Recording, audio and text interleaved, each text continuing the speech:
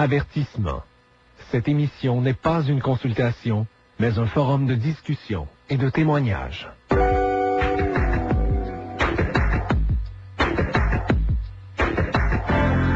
Société, débat, relations, famille. Mailloux à l'écoute. Retrouvons Pierre Mailloux et notre animatrice, Janine Ross.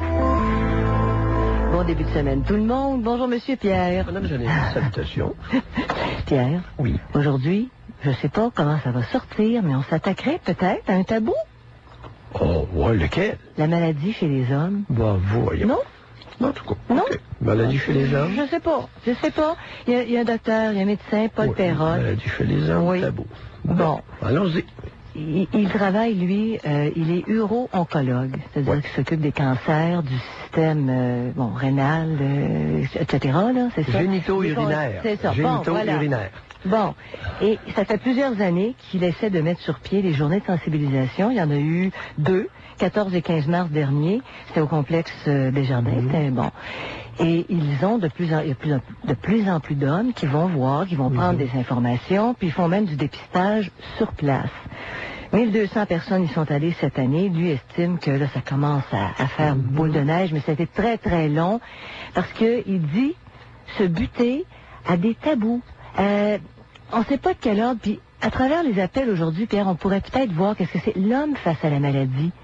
OK, on parle ici du cancer de la prostate qui frappe beaucoup les hommes à partir de la cinquantaine. Il faut qu'il y ait un suivi régulier à partir de la cinquantaine. Et ceux qui ont une historique familiale, à partir de 40 ans. Une historique familiale en ce sens, de cancer de la prostate, à partir de 40 ans. Bon, le dépistage, vous savez en quoi ça consiste. C'est-à-dire c'est le toucher rectal. Ils vont voir s'il y a une malformation de la prostate, etc. Il y en a qui n'aiment pas ça. Et le docteur Perrotte, lui, dit, au moment du test, il y en a qui détestent ça parce qu'il y a une connotation homosexuelle. Deuxième chose, bien des hommes ont peur d'avoir mal au moment de cet examen-là. Et puis ensuite, par rapport au traitement, si jamais il y avait une mauvaise nouvelle, ils craignent par rapport à leur virilité. Ils ont peur de perdre leur capacité sexuelle. Ils aiment mieux pas faire face à la musique et évacuer la notion de maladie, de cancer, surtout dans ce coin-là. Bon, je ne sais pas qu'est-ce que vous en pensez. Puis, on parlait de ça en préparation d'émission ce matin. Les jeunes hommes vont aller à la guerre. Ils s'exposent beaucoup. Tu t'exposes, tu t'en vas à la guerre. Ça, c'est correct. Alors, être mâle, c'est n'avoir peur de rien. Quelqu'un m'a sorti ça ce matin. Puis, est-ce que la maladie, elle, serait la confrontation avec une faiblesse physique qu'on ne veut pas voir, que les hommes ne voudraient pas voir? Je ne sais pas comment vous réagissez, Pierre, à ces propos-là. Lui, le médecin dit que c'est très important que ce soit détecté tôt. Il faut détecter ça pour éviter la mortalité. Puis, j'irais avec un troisième point, il y a des conjoints qui vivent avec des conjoints qui ne veulent pas jamais consulter le médecin. Alors qu'il y a des affaires qui tournent pas rond, puis veulent pas. Souvent, c'est rapporté. Alors, est-ce que c'est une crainte de se voir face à une faiblesse physique alors qu'on s'est toujours vu invincible?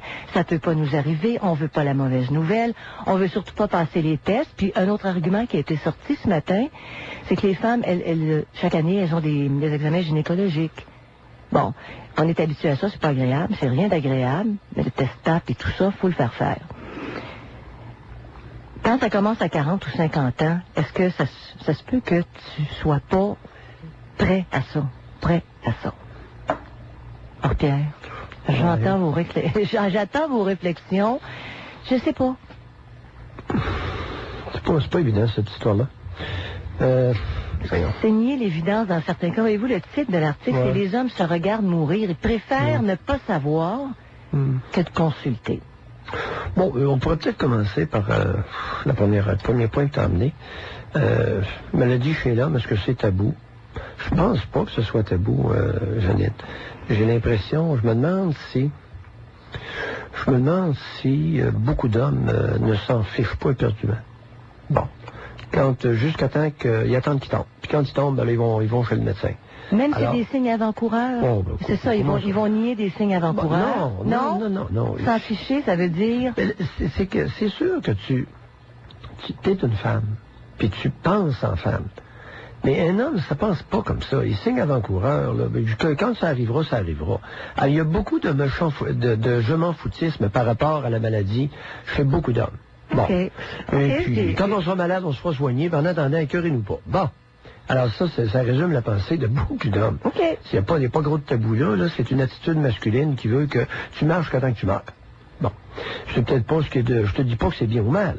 Je te dis que ça reflète un pan de la masculinité. Oui. Deuxième point, la fifure. Bon. La connotation homosexuelle. À se faire jouer dans le derrière. Je sais pas, je suis pas sûr que c'est bien fréquent. Par contre, il y a beaucoup d'hommes qui sont très chatouilleux de l'anus. Tu essaies de leur rentrer le doigt dans le derrière, puis, tu sais, l'anus est constricté, et si le médecin n'est pas patient, ça fait mal. Alors, il y a une façon de faire un toucher rectal, et j'en ai fait beaucoup dans les Forces armées canadiennes, puis j'ai jamais eu de problème. Tu sais, il y a une délicatesse à y avoir. Vous aviez à faire ça? Ben oui, j'en ai fait en masse, moi. En psychiatrie? Non, j'ai fait mon cours de médecine, moi. Puis pendant 3 mois, à Petawawa. OK. Puis j'en ai fait pendant mon cours de médecine. OK, parce que je me disais... Et à Petawawa pendant 3 mois, avant que je fasse de la psychiatrie, vois-tu, j'avais été amené, puis on faisait beaucoup de toucher rectal. Puis il y a il y a une façon, il y a un tour de faire ça tranquillement. Tu mets un peu de pression et t'attends que le sphincter se détende. Tu forces pas dans le derrière. Il y a des lubrifiants aussi qui peuvent être utilisés. Oui, j'imagine. Je reprends. On met du lubrifiant abondamment sur le bout du doigt. Et là, tu exerces une pression pas directe pour vouloir rentrer. Tu exerces une pression latérale en poussant. Et tu attends un peu que le sphincter se relâche, le sphincter se détend, puis là, tu rentres bien tranquillement. Puis tu vas sentir la prostate qui est à l'intérieur. Alors, autrement dit, pour faire des touchettes derrière, j'étais pas mal bon. Et j'ai jamais eu un patient qui est devenu crispé ou rien. Bon. Alors, la connotation de la fifure, là, oublie ça, c'est beaucoup plus. Mais je te dis pas qu'il y en a pas. Peut-être qu'il y a des hommes qui ont une homosexualité non avouée, puis n'aiment pas se faire rentrer le doigt dans le derrière, alors que ça ferait partie de leur fantasme refoulé. Ben oui, tout ça est possible, Janine. Je suis pas sûr que c'est un gros problème, cependant. Bon, OK. Mais la peur d'avoir mal, ça, c'en est un qui est ressorti ce matin. Il y a La peur d'avoir mal, écoute, la plupart des hommes, là, tu regardes jouer au sport, des fractures, des luxations, toutes sortes d'affaires, c'est partie. L'argument, c'est pour ça que l'argument tient pas, Pierre. T'es pas à partir à la guerre, tu fais du sport, tu vas te faire des bleus, des blessures, c'est ça. Alors la peur des d'avoir contusions, mal, des muscles arrachés dans des parties, là. Des coups, là, il y en a. Puis écoute, moi-même, quand j'étais jeune, je m'étais fait péter une dent, je t'ai retourné jouer avec une dent cassée. C'est des affaires, là. De là. Bon, alors de là, on en doute, cette explication-là... La légende urbaine qui veut que les hommes tolèrent moins la douleur que les femmes, là. Allez donc vous rhabiller. C'est une légende urbaine et c'est faux. Bon, alors on évacue ce point-là. Oui. OK. Les signes de faiblesse, ces affaires-là, j'écoute, je sais pas. Il y a une affaire qui me chicote là-dedans, Janine. C'est que, bon, on nous dit que les hommes se regardent mourir. Je pense pas que les hommes se regardent mourir, là. Je suis pas sûr de ça. C'est une affirmation qui fait l'urologue. Peut-être qu'il dit ça pour provoquer aussi. Oui, peut-être qu'il dit en un peu plus. Il y a une chose qui est un fait. Le cancer du sein touche une femme sur 7, alors que le cancer de la prostate atteint un homme sur 10. Oui. C'est pas loin. Il a oublié une donnée extrêmement importante. Qu'il n'a pas dit, qu'il a caché.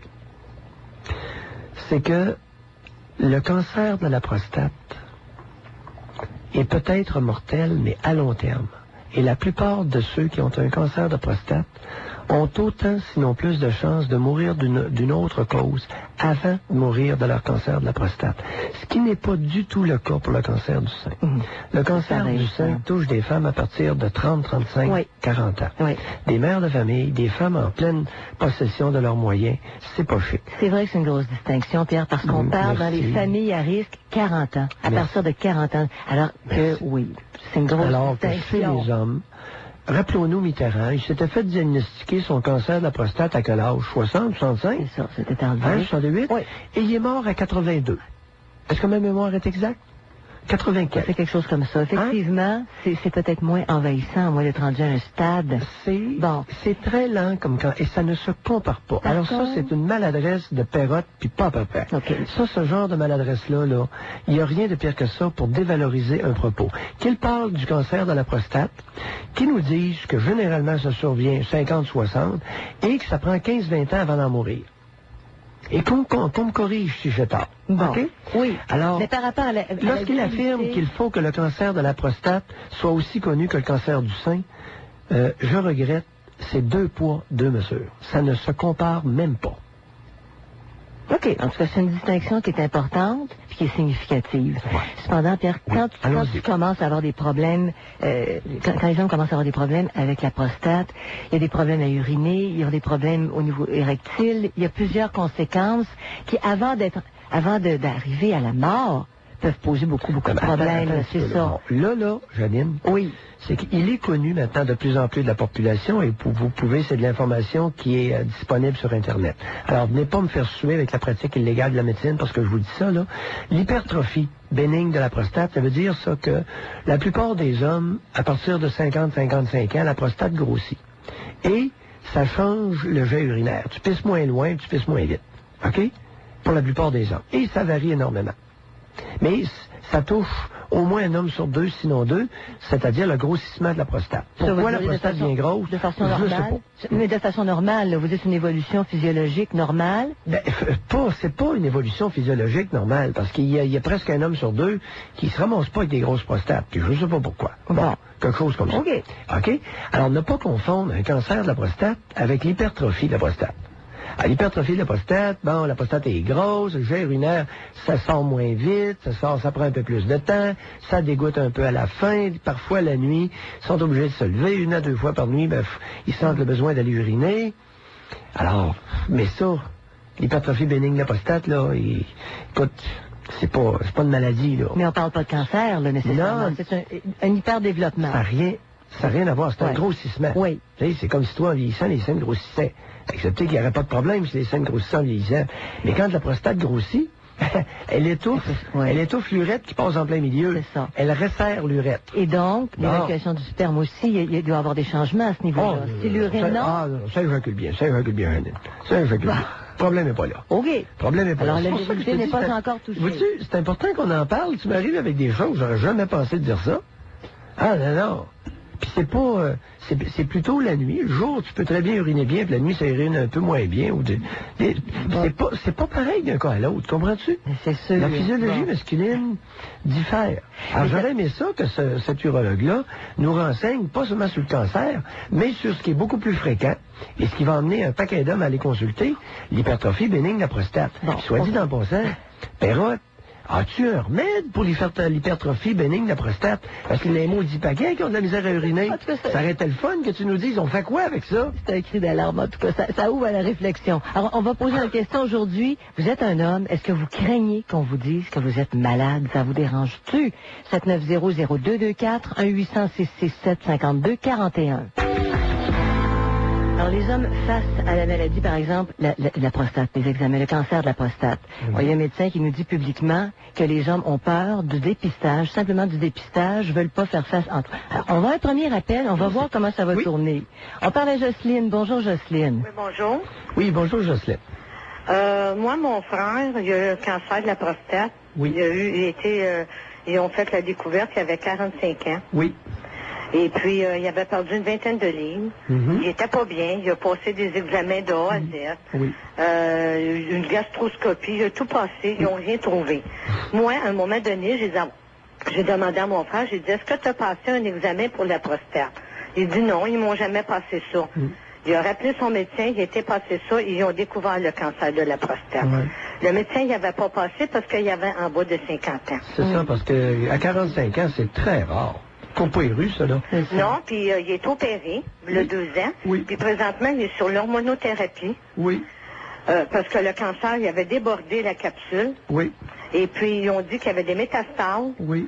Mais avec les appareils qu'on a, il a passé des scanners. Ils savent qu'il y a des métastases, mais ils ne peuvent pas découvrir à quel endroit sont ces métastases. Oui. Fait qu'ils donnent une durée de vie de 8 à 10 ans. Fait que ça veut dire que mon frère, là, il ne verra peut-être pas sa retraite. Ouais. Fait que la prévention, je crois que ça peut être bon. Oui, mais Jocelyne, je veux bien, je comprends votre point. Écoutez, il y en a eu combien de cas de cancer de la prostate dans tout le Québec au cours de la dernière année? C'est ça que j'aurais aimé savoir de Perrotte, moi. Il y en a eu combien entre 40 et 50 ans? Combien y a-t-il eu? Puis s'il y en a qui le savent, appelez-nous. Entre 40 et 50 ans, combien y a-t-il eu de cancers de prostate détectés au Québec l'année dernière? Ce serait le fun de savoir ça. C'est certainement des chiffres qui sont Parce que accessibles. là, moi, je veux bien, on n'arrête plus de nous bombarder de prévention. Tu sais, là-bas, la prévention, là, les hystériques réagissent très bien à la prévention. Mais, écoutez, puis on l'aurait prévenu comment, son cancer de la prostate? Non, mais quand il était voir le médecin la première fois, puis il était pas bien, oui. Il avait perdu une vingtaine de livres, il aurait pu, il s'est écoulé quasiment 1 an et demi. Puis là, à un moment donné, le médecin, l'urologue, il avait dit, probablement que vous avez une atrophie de la prostate. On va attendre un autre 6 mois, puis on va vous passer un test dans 6 mois. Ouais. Puis là, 6 mois d'après, ben là, il a été, puis il fallait qu'il passe une biopsie, puis il a attendu un autre 4-5 mois. Fait qu'il s'est écoulé à peu près 1 an et demi. Oui. Beaucoup de temps perdu. Ben, il y a beaucoup de temps perdu. Si la première fois, il aurait pu passer tous les examens, puis dire, ben écoute, donc, c'est pas normal, il aurait dû, peut-être c'est un cas, il y en a toujours des cas, mais il aurait pu y passer l'examen. Jocelyne, à 45 ans, cancer de la prostate, il se pourrait très bien que le traitement aurait été exactement le même et l'expectative de vie, 8 à 10 ans. Vous savez, le cancer de la prostate, c'est un cancer qui est différent des autres. Il faut bien comprendre. C'est pas un cancer comme celui du rectum et du sein. Qu'est-ce qu'il a de différent, Pierre? Je sais pas. Il est particulier. Il est hormonodépendant. Donc moins invasif? Il est beaucoup moins. Ça se compare pas. Ça se compare pas au cancer du rectum et au cancer du sein. Jamais de la vie. Et c'est pour ça que là, ça remet en question tout l'aspect préventif. Ouais, c'est bien beau se faire fouiller dans le derrière à toutes les années, puis... Ben voyez-vous, ils ont fait du dépistage. Même si vous le trouvez au début, c'est beaucoup plus. Non, mais quand il a eu l'examen... J'exagère un petit peu pour les frais mais la première fois qu'ils ont pensé que c'était l'atrophie de la prostate, il y a eu le toucher rectal. Et le médecin, il a dit non, moi, je vois rien. Mais il a pas passé la prise. Pas l'atrophie, l'hypertrophie. L'hypertrophie. Ben, parce que c'est l'inverse. Hypertrophie, ça veut dire grossissement. Atrophie, ça veut dire rapetissement. Parce que là, ça fait 2 fois que vous dites le mot, puis je suis obligé de vous indiquer je comprends. Hypertrophie. Il y avait une grosse prostate. Oui. Une grosse prostate à 45 ans. Non, lui, il n'y en avait pas. Le médecin, il l'avait passé, il dit, vous n'avez pas, mais il n'avait pas passé la prise de sang. Ça aurait été quoi de faire passer la prise de sang? Même la prise de sang, il y a des variables. Mais avec une perte de poids de 20 livres, Pierre, ça vaut peut-être une investigation plus poussée, là. Ça aurait pu être un indice. Il y a beaucoup d'hommes qui peuvent perdre 20 livres. Mais oui, mais il a eu l'investigation poussée. Il y a eu un paquet de médecins qui ont passé dessus, n'est-ce pas, Jocelyne? Oui, mais pas la prostate. Oui, ils ont manqué la prostate parce que c'est très rare à cet âge-là. Oui, mais c'est moi qui ai suggéré, c'est pas moi qui est médecin. Vous avez eu un sacré bon flair, Jocelyne. Ben oui. Est-ce qu'il y en avait eu dans la famille avant? Ben, on a su par après qu'il y en avait eu, oui, mais on le savait pas. Ah, c'est ça. Parce mon père, il est mort, il avait 58 ans. Fait qu'il l'avait peut-être, on peut pas le savoir, là. Il est mort d'un cancer du poumon.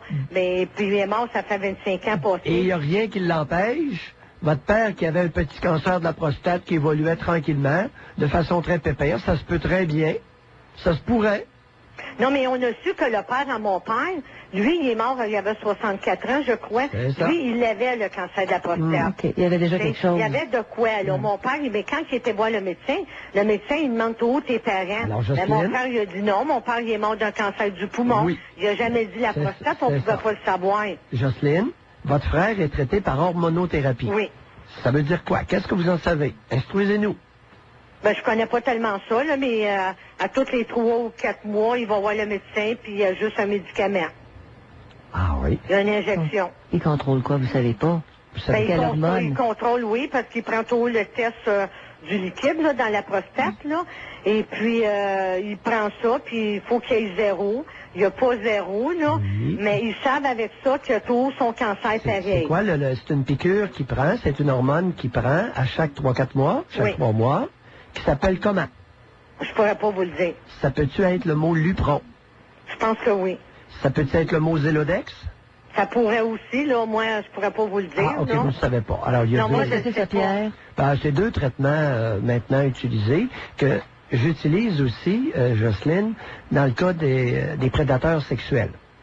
Alors, les prédateurs sexuels, pour neutraliser l'activité des testicules, parce que l'activité sexuelle masculine, c'est dans les chenolles qu'on a ça, c'est pas entre les 2 oreilles. Et, comme traitement hormonal le plus efficace pour les prédateurs sexuels, c'est du Lupron. C'est la même chose qu'on donne à quelqu'un qui a un cancer de la prostate pour neutraliser l'activité, la stimulation des hormones qui partent du cerveau qui vont faire fonctionner les testicules et la prostate. Puis en diminuant l'activité, tu pourrais diminuer. Comment Parce que c'est ça se fait que hormonodépendant, c'est ça? Perrotte, il y a eu une pleine page dans le Journal de Montréal. Pourquoi qu'on n'a pas mis sa petite photo en encadré et qu'on n'a pas mis des belles données comme ça à la place? Là, on nous le montre là, jusqu'à la taille avec son stéthoscope, puis il prend la moitié de la page à lui tout seul. Tu sais, il a manqué de maudite belle chance. Ouais, il parlait de dépistage. Il a manqué de maudite belle chance d'impressionner Gabriel en lui donnant des belles données qu'elle aurait pu écrire dans son journal. Un gros merci, Jocelyn. C'est bon. Merci beaucoup. Oui, intéressant. OK. Est-ce qu'on a le temps d'amorcer? Non, on va faire la pause tout de suite. On fait la pause, puis on va tout de suite parler à Laurent. Alors, on parle aujourd'hui. Les hommes se regardent mourir. Qu'est-ce que vous pensez quand on vous dit ça? Avez-vous peur qu'on vous déclare une maladie comme un cancer, la prostate, des problèmes de cancer à la prostate, et vous évitez d'aller passer des tests? Et pourquoi? Alors que dans le sport, ça vous dérange pas. Ça vous dérange pas de vous exposer physiquement. Simplement pour comprendre, les hommes sont prêts à aller à la guerre, il va y avoir des blessures, ça va. Tu sais, il y avait des hommes qui me disaient ce matin, être mâle, c'est avoir peur de rien en apparence. Bon, parce qu'on a peur de la maladie, 790-0224-1866-67-52-41. Face à la maladie, entre autres, par exemple, la prostate, le cancer de la prostate qui frappe beaucoup d'hommes, comment vous vous sentez? Est-ce que les hommes ont peur? Les hommes n'ont pas peur d'aller à la guerre, de faire des sports extrêmes, et d'après un médecin, en tout cas, ils ont peur du dépistage. Alors, pourquoi? Janine, oui. Regarde, je veux dire une chose. Oui. C'est que il y a une réalité. De demander à des hommes d'aller perdre une demi-journée de temps pour se faire examiner la prostate, là, tant que tu offriras aux hommes des services comme ça, là, écoute, je regarde les hommes qui attendent dans les salles d'attente, là. La plupart, d'abord, ils ne piaillent pas. OK? Alors que quand c'est un groupe de femmes, ça piaille, puis rien qu'en masse. Bon. OK? Alors, ça, là, ce genre de médecine-là, là, oublie le suivi régulier d'hommes quand t'es fait attendre, là, 3, 4, 5 heures. Arrange-toi pour quand tu reçois des hommes dans des salles d'attente de médecins, 10-15 minutes d'attente, la plupart vont bien le tolérer, mais 3, 4, 5 heures, là, c'est bien de valeur ton suivi régulier chez les hommes, là. Je peux pas vous blâmer là-dessus, Pierre. OK? Il n'y a pas grand monde qui aime ça attendre. Alors, la tolérance des femmes dans les centres d'attente de docteurs versus la tolérance des hommes dans les mêmes salles d'attente n'est pas la même, mais pas du tout. Alors, ça nuirait un dépistage, puis ça, vous avez peut-être pas tort. Ça nuirait Alors, au dépistage. organise tes services, puis ensuite, call-nous. On parle à Laurent. Bonjour, Laurent. Bonjour. Bonjour, Laurent. Il y a 2 ans, j'avais 75 ans, je commençais à avoir un jet urinaire un petit peu moins, moins gros, là. Oui. Et puis, je suis allé consulter un neurologue. Oui. Et puis, il m'a prescrit 2 médicaments à prendre en même temps, à chaque jour. Oui. Proscar, je ne sais pas si vous connaissez ce médicament-là. Non, je connais rien dedans. Bon, c'est pour ça que je vous l'appelle? l'appelle. Proscar. C'est fait par Merck Trust. Attendez, ça s'appelle, comment vous dites ça, Proscar? Oui. Proscar. OK, c'est ça, Proscar. Fait par Merck Trust. Bon, ce médicament inhibe la production de l'hormone responsable de l'hypertrophie bénigne de la prostate. Est-ce que ça change l'érection? Aucun problème. Aucun problème. OK, Rien dérangé. le Proscar ne toucherait pas à l'érection. Du moins pas au début. OK. À la fin de... Moi, j'ai pris ça pendant... Il faut prendre ça pendant 1 an. Oui. Et aussi prendre Flomax, ça c'est plus connu, Oui. qui agit sur la prostate pour augmenter le jet urinaire. Chomax, c'est plus connu, je connais pas ça. Non? Je suis médecin en plus. En tout cas, c'est des bébelles de spécialité. PHLO. Faut voir que je fais pas encore partie du club de l'Ange d'Or. Flomax, F-L-O-M-A-X? Pardon? F-L-O-M-A-X? P-H-L-O-M-A-X. P-H-L-O. Bon, on est instruits cet après-midi. Les deux doivent se prendre en même temps. Arrête donc. À chaque jour. What? Oui. Est-ce qu'il y a des effets secondaires à ça? Oui, il peut y avoir des effets secondaires et on demande à ce moment-là là, de consulter le médecin ou même d'en parler au... oui, je veux bien qu'on en parle au docteur. Oui, mais je veux bien qu'on en parle au docteur, mais c'est quoi les effets secondaires? En avez-vous eu? Ben là, ça serait un petit peu difficile à tout vous lire ça, là. Non, Mais vous- Laurent, là, Oui. avez-vous écouté Janine? C'est-à-dire qu'il y a des étourdissements qui peuvent arriver, et même que on dit que si on a à faire... Non, Laurent, avez-vous écouté Janine? Non, Bon, demandez-lui de répéter sa question si vous ne l'avez pas entendu. excusez-moi. Tu sais, être vieux, là, c'est pas un prétexte pour être sourd. Bon. Alors, Laurent, j'ai peut-être pas parlé correctement. Est-ce que vous en avez eu des effets secondaires de ces médications-là? Un peu, mais pas autant que d'autres que je connais. Laurent, lesquels vous avez eu? C'est un peu d'étourdissement à Oui. l'occasion. Ah, oui? Ça doit être une baisse de pression, je suppose. OK. Avez-vous eu autre chose? Non, OK. rien de spécial. C'est rentré dans Ah, l'ordre c'est juste après? qu'on voulait savoir. Est-ce que ça a été des conséquences qui ont duré longtemps ou c'est rentré dans mais l'ordre? c'était pas fort, donc je m'en suis pas énervé avec ça, là. OK. Alors, moi, j'ai pris ça pendant... oui, ils disent de prendre ça pendant au moins 1 an. Oui. Au bout d'1 an, moi, j'ai continué même le même traitement jusqu'à 2 mois de plus. Et Oui. là, j'ai eu un rendez-vous chez mon neurologue. Oui. Il a dit, après avoir examiné la prostate à toucher rectal, Oui. bon, tout était replacé comme il m'a dit. Il n'y avait plus d'enflement. Oui. Maintenant, il dit que ça serait bon de continuer à en prendre, disons, une par semaine encore, Proscar. OK. Même maintenant sans Flomax. Oui.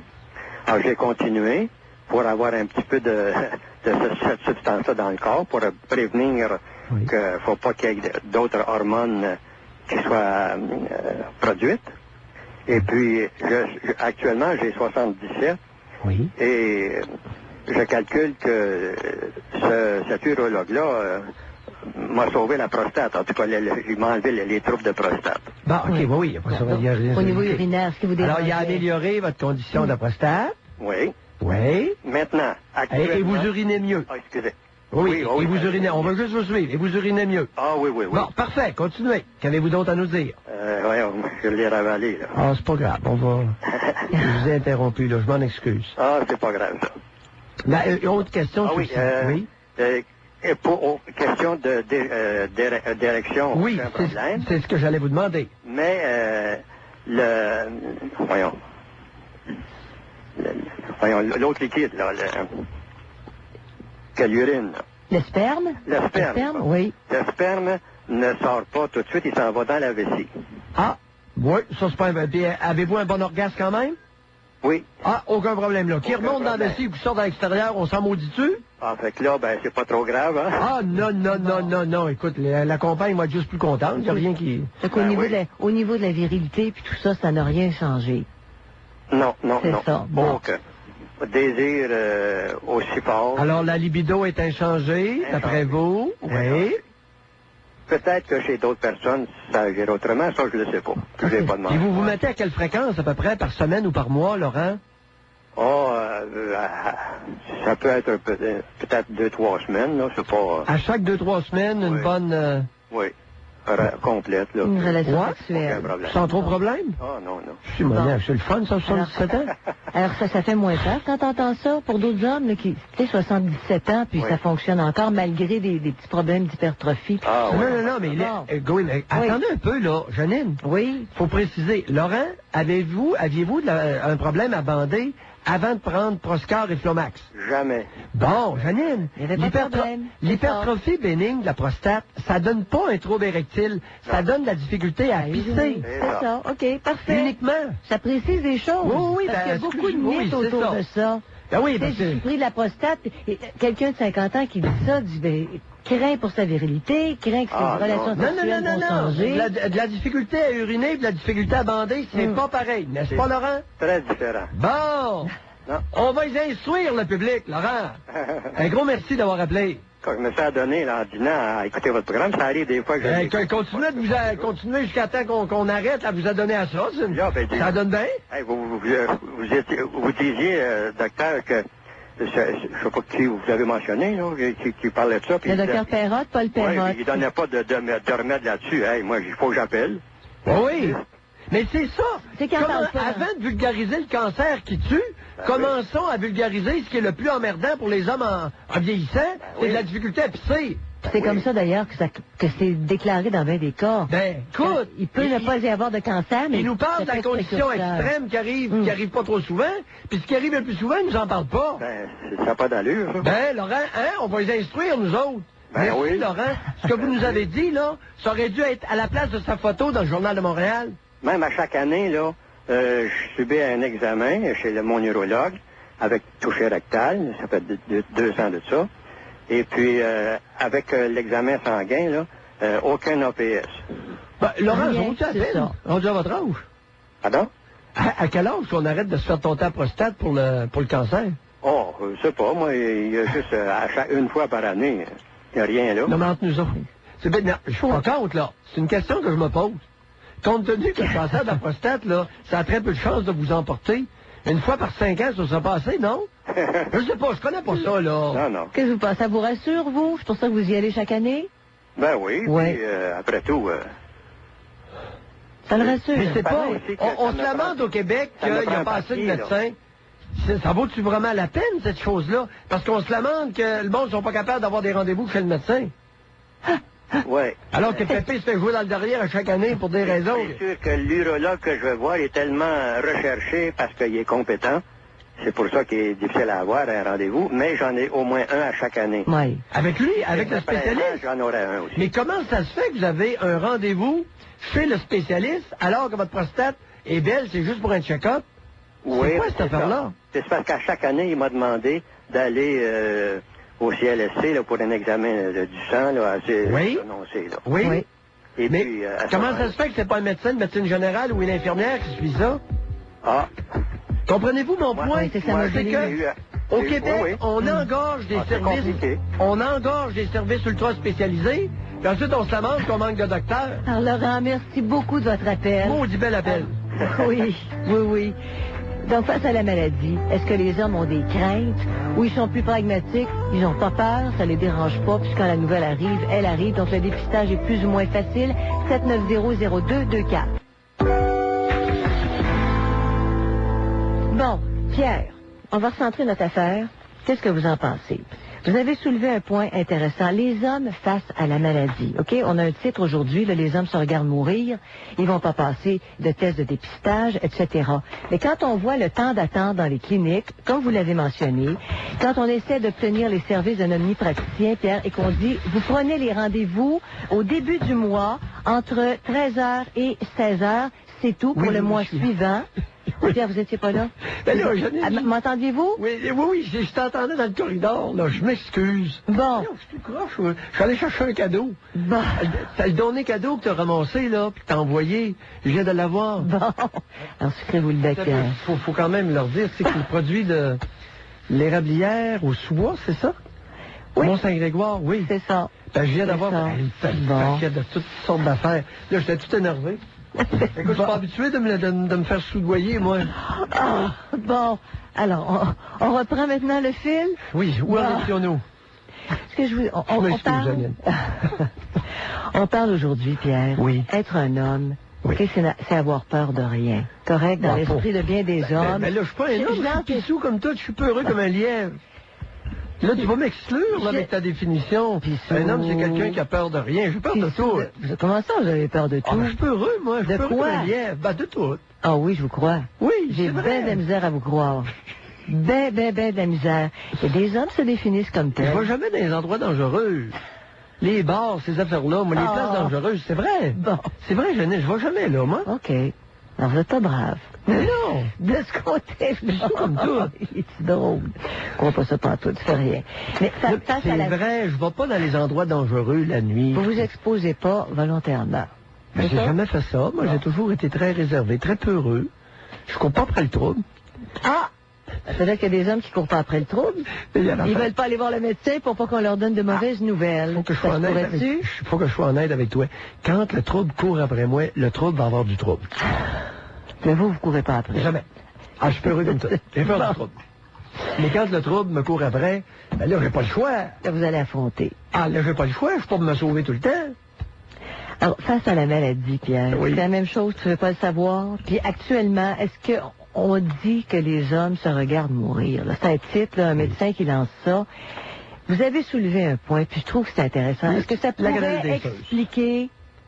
Ça pourrait expliquer qu'il y a bien des hommes qui vont dire, hey là, le dépistage, hey là, aller attendre dans les salles d'attente, là, le temps d'attente. Prendre un rendez-vous avec un omnipraticien, ça c'est la première ligne, OK? Omnipraticien, on appelle au début du mois, entre 13h et 16h, et c'est pour prendre un rendez-vous le mois suivant, parce que c'est le seul temps qu'on débloque. Correct, alors c'est des urgences. Peut-être que c'est un bien personnel. Et c'est une chose, Il y a des gens qui vont pas aller. c'est bizarre, hein? Je déteste attendre dans une salle d'attente quand je dois consulter. J'haïs vraiment ça. J'haïs tellement ça. Qui aime ça, Pierre? Non, attends. J'haïs tellement ça que je n'ai jamais donné en même temps tous mes rendez-vous de l'avant-midi pour 8 h le matin ou 9 h le matin. Comprends-tu? Oui, je vous comprends. Jamais Oui. j'aurais accepté qu'une secrétaire me fasse cette vacherie-là. Mais est-ce que c'est... Jamais. Ça s'appelle respecter ses patients. Et moi, j'ai vu au Montreal Journal, la plupart de mes confrères résidents ou psychiatres, à 1 h l'après-midi, donner 7 rendez-vous. À 1 h. Pour 1 h. Tu fais attendre ton monde. Tous les patients arrivaient pour 1 h et là, ils passaient un après l'autre. Ça a-tu pas de bon sens? Alors, dans ce... Je trouvais ça débile. Mais, Pierre, c'est pas respecté. C'est pas respecté. Puis si tu as des trous dans ton horaire, c'est sûr que tu peux le combler, mais tu fais attendre des gens pendant 3-4 heures. Est-ce que ça peut dissuader? On parle de Alors, les dépistage, patients, Pierre. quand j'étais, jadis naguère, quand j'étais en pratique psychiatrique, la directive à mon assistante était qu'elle donne des rendez-vous aux 20 minutes, aux 15 minutes ou aux 20 minutes ou aux demi-heures. Et quand il y avait un cas que je pensais qu'il serait plus long, j'ai dit cédule tout de suite, 3/4 d'heure. Parce que vous pouvez le savoir un petit peu d'avance. dans Ben là, certains un cas. cas nouveau, Bon. un cas que tu n'as jamais vu, c'est Oui. nécessairement 3/4 d'heure. Oui. Faut que tu fasses le tour un peu. Et si j'ai à attendre, j'attendrai. J'ai des revues médicales à lire, j'ai des rapports d'invalidité à remplir. Mais Ils vont vous donner des zones tampons. Ça, vous voyez un client, c'est un à l'occasion, patient, puis puis des vous fois, remplissez vos oui, affaires le puis plus des possible fois, tout de suite. ça m'arrive. Puis quand les patients attendent depuis 1 heure, je deviens mal à l'aise. J'aime pas ça. Oui. J'ai jamais aimé ça. Ça fait 27 ans, puis je me suis jamais habitué à savoir qu'il y a des personnes qui attendent longtemps. Bon, alors vous n'êtes peut-être pas nombreux, Pierre, à faire ça, Je le sais pas. à agir de cette façon-là. Il y en a des médecins, mais justement, tout ça, là, des grands temps d'attente sur des listes d'attente, puis en plus, en salle d'attente, t'attends. Ben là, Est-ce que ça peut dissuader beaucoup de Penses-tu- gens d'aller au dépistage et en prévention? Jeannette, Oui, on peut dire oui. Penses-tu que dans ton système public de plus en plus bidon, que tu vas amener des hommes à un suivi régulier avec 4 à 6 heures d'attente dans la salle d'attente? Pierre, c'est un Oublie-nous, Janine. C'est un point majeur. Oublie-nous avec ta oublie- médecine Puis oublie- socialisto-féminine. Puis oubliez-nous aussi, Pierre, il n'y a pas toutes les femmes qui peuvent aller passer 2-3 heures quand tu as du travail à abattre. C'est pareil pour tout le monde. On Pierre. peut Alors, c'est un comprendre. point Par contre, dissuasif. ceci étant dit, on peut comprendre qu'un gynécologue est en train de faire sa clinique externe, reçoit un appel, doit aller faire un accouchement. Et là, les patientes vont attendre. Ça, c'est correct. Et là, tu n'as pas le choix. On est capable, on n'est pas tous des imbéciles, on est capable de comprendre. Hein? Qu'un chirurgien qui s'est booké une clinique externe à 4h30 l'après-midi, commence à... Tu sais, mais qui a été décalé dans la journée pour des opérations qui ont duré beaucoup plus longtemps que prévu, arrive 2 heures en retard, oui, on peut comprendre. Absolument. Mais le monde, là, moi, j'en suis... Mais pour Il y a on une parle de sagesse, suivi. il y a une intelligence collective insoupçonnée au Québec. J'ai régulièrement été impressionné par l'intelligence collective. Intelligence collective que la plupart des élites ne reconnaissent pas. Ils ne reconnaissent pas. Elle est beaucoup plus élevée. Là, encore tantôt, je reçois un autre courriel de bêtises, là. Écoute bien. C'est très rassurant qu'on continue de vous retirer le droit de faire du mal à des personnes vulnérables. Bon. À des Alors, personnes... Hey, c'est comme quand je me fais dire que c'est uniquement des vulnérables qui nous écoutent l'après-midi. Mais qu'est-ce que c'est ça? Mais c'est d'un mépris consommé. Bon, Pierre. Oui. Je sais pas, il y a des gens qui n'ont pas accès, qui n'ont pas vraiment facilement accès au système médical. Est-ce qu'il y a des gens qui se sont retrouvés avec des complications, des maladies graves, parce que justement, ils n'ont pas eu accès depuis les dernières années, là? Ça, c'est un point. Hein? Donc, on pourrait avoir des témoignages là-dessus. Puis ensuite, un exemple, quelqu'un qui nous écrit un courriel, Elle dit, mes 2 parents ont été atteints la même année d'un cancer. Oui. Ma mère s'est battue et mon père s'est laissé aller. Oh non, non, non, non, Ok. non, non, non, non, non, non, non, non, non, non, ça pas, c'est fini ça, cette histoire-là. De ma mère s'est battue. On ne se bat pas contre le cancer, je regrette. Si on accepte les traitements, et mon père s'est laissé aller. Qu'est-ce qu'elle veut dire par là? Il n'acceptait pas de se voir diminuer et les services qu'on pouvait lui apporter. Il voulait rien avoir à demander à personne. Il a préféré se laisser aller. C'est ce qui est écrit. Non, là. oui, mais c'est ce qui est écrit. Il a refusé les traitements? C'est quelque chose comme ça. Oui, Ah, oui, mais là, oui, il a oui, refusé oui. les traitements. Ça le Parce regarde. qu'il ne quel âge voulait qu'il pas avait? se voir diminuer. Je ne sais Oui, pas l'âge. Pierre. ça le regarde, Bon. là. Mais c'est ça. Alors, est-ce qu'il y a Mais oui, une mais attitude Janine. féminine? Mais je soulève le point. Oui. Y aurait-il une attitude féminine face à la maladie et une attitude masculine face à la maladie? Je sais pas. Est-ce que, tu sais, parce que C'est tantôt, des vous bonnes disiez, questions. Pierre, Oui. vous disiez, il y a des hommes qui s'en fichent. Ils roulent tant qu'ils roulent, puis quand ils tombent, ils tombent. Oui. Ils voient ça vraiment comme ça. Oui. Alors, c'est tout ça aujourd'hui qu'on aimerait faire ressortir. On va tout de suite à Yvan. Bonjour, Yvan. Oui, bonjour. Bonjour, Yvan. Bonjour, docteur. Pas docteur, pardon, monsieur Mailly. C'est ça. Oui, Pierre pour les intimes. Oui, d'accord. Moi, j'ai été opéré pour la prostate, ça fait environ 5 ans. Oui. D'accord? Oui. J'ai 70 ans. Vous avez appelé il y a 2 semaines passées. J'étais marié avec une jeune conjointe, là. Oui. Je sais pas si vous en souvenez. Allez-y, continuez. Je me souviens Oui. pas, là. J'ai, Il y a une gang qui sont mariés avec des... Je sais. Maintenant, Vous avez une jeune enfant, c'est ça? Une petite fille de 12 ans? 15 ans. 15 ans, c'est ça. Et votre conjointe à quel âge?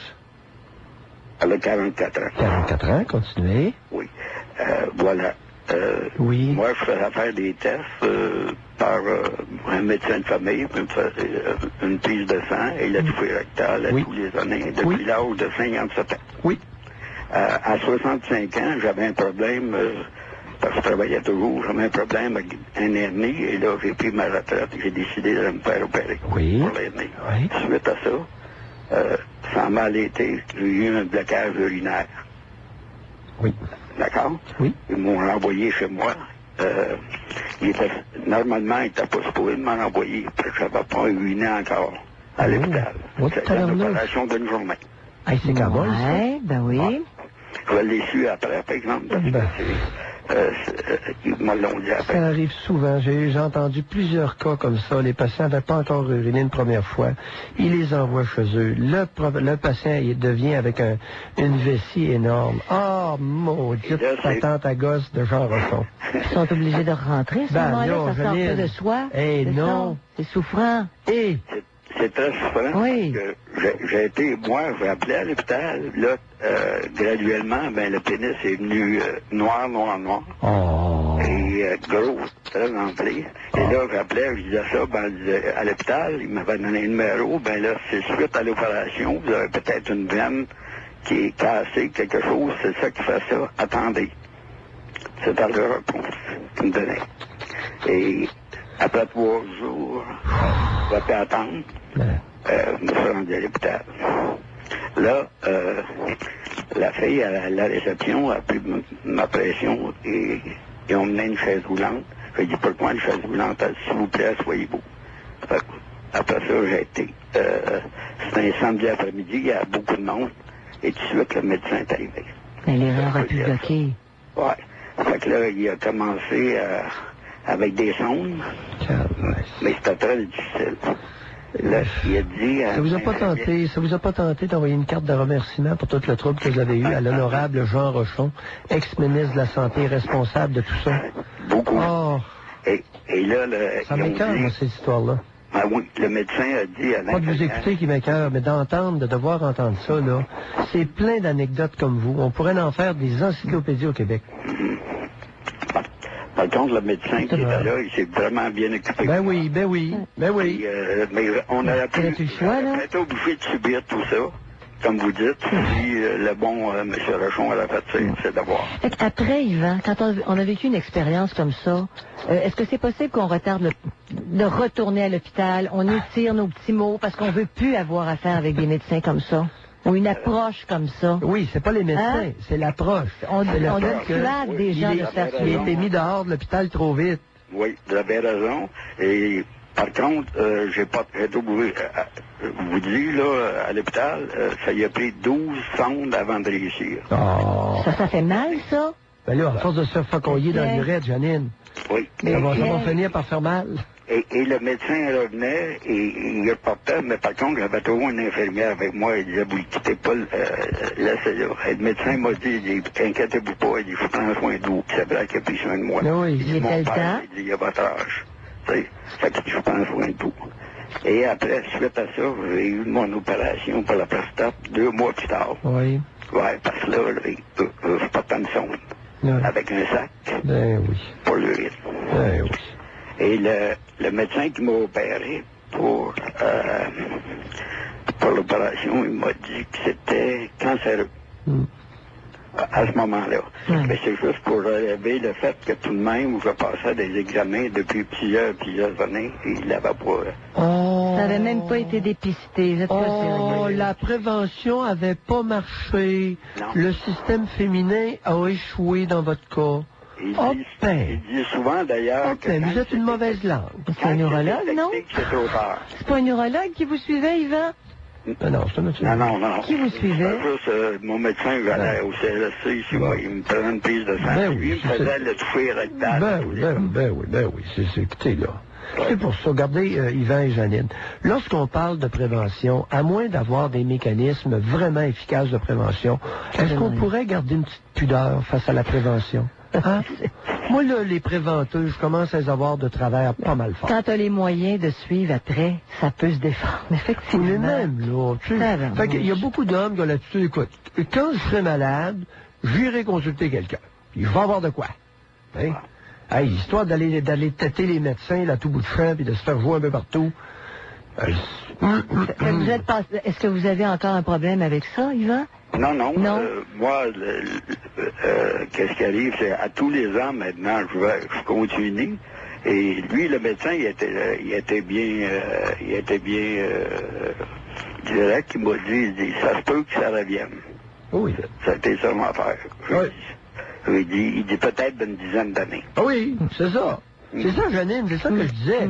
Écoute, l'urologue est allé comparer le cancer de la prostate avec le cancer du sein. Hey, on parle pas du même type de cancer. Pas la même place du tout, pas la même affaire. Non. Ça, le trou, c'est pas grave. C'est pas l'endroit qui me dérange. C'est la virulence du cancer. On parle pas de la même chose. Mais c'est indétectable. Puis quand même, tu passes par le toucher rectal. C'est indétectable. Il faut que tu ailles il y a des prises de sang à faire, là. C'est pas juste ça. C'est le début. Excusez, ça aussi, c'est à fait tous les ans, la prise de sang. Oui, c'est ça. La prise de sang, le toucher rectal, ils l'ont jamais vu. Voyez-vous, tranquillement, on va peut-être, à un moment donné, nous amener des moyens de dépistage plus efficaces. Par exemple, l'échographie de la prostate. À quelle fréquence il serait de bonne loi de faire une échographie de la prostate chez les hommes par groupe d'âge? J'aurais aimé ça. Moi, savoir ça, avoir une réponse à ça, me faire vérifier le derrière, tu sais, de façon quand même décente et efficace. J'aurais aimé ça, savoir ça du savant urologue. Ça, je suis pas médecin, mais je sais d'accord. Qu'est-ce que vous dites? Moi, j'étais médecin, puis je le sais pas. Je n'ai pas réponse. Mais comme homme, je me pose la question. À quelle fréquence allait me faire une échographie de la prostate? Si une année, tu as passé par les tests sanguins, on a vérifié qu'il n'y a pas d'hypertrophie, puis une échographie. Non, après ça, Pierre, 5 ans plus tard, admettons. Attention, sois prudent. Non, mais je veux dire... L'hypertrophie, ça n'a pas grand-chose à voir. Non, c'est ça. C'est ça, parce que le cancer comme tel est indétectable, mais dans bien des cas, ce serait la mort. C'est ce que je comprends. Le fait d'avoir des gros seins ou des petits seins, là, ça n'a pas grand-chose à voir avec le cancer du sein. Mais dans certains cas, ce serait... comme un élément annonciateur. Alors, mais ça veut rien dire. Grosse prostate ou petite prostate, c'est pas ça qui est... Le cancer, il peut se cacher dans une petite prostate. Mais pour le dernier point que vous soulevez, Pierre, tu dis à quelle fréquence... Les vieux, ils appellent pas ça une prostate. Je ne sais pas pourquoi, hein. Ils appellent ça une prostate. Il a entendu comme ça. Mais Pierre, le point que vous souleviez, tu passes un examen, il n'y a pas de cancer, il n'y a rien. Dans combien de temps tu devrais en repasser? C'est bon. C'est ça. Ça. Moi, quelqu'un qui me dit ça, l'urologue, à quelle fréquence ça va faire une échographie de la prostate? Tu sais, la mammographie, là, à quelle fréquence une femme se fait faire ça, c'est pas mal plus connu. Et là, j'aurais aimé ça, lui, au lieu de parler du cancer du sein qui nous parle, parce qu'une échographie de la prostate, là, c'est pas grand-chose, ça. Il vous rend de petits tubes dans le derrière, puis il voit tout sur son appareil, là, la qualité du tissu. la qualité du tissu. Est-ce que le tissu est homogène? Le tissu prostatique est homogène. Fait que si elle dit quelque chose, là, il le voit, comme dans la mammographie. C'est le même genre de truc.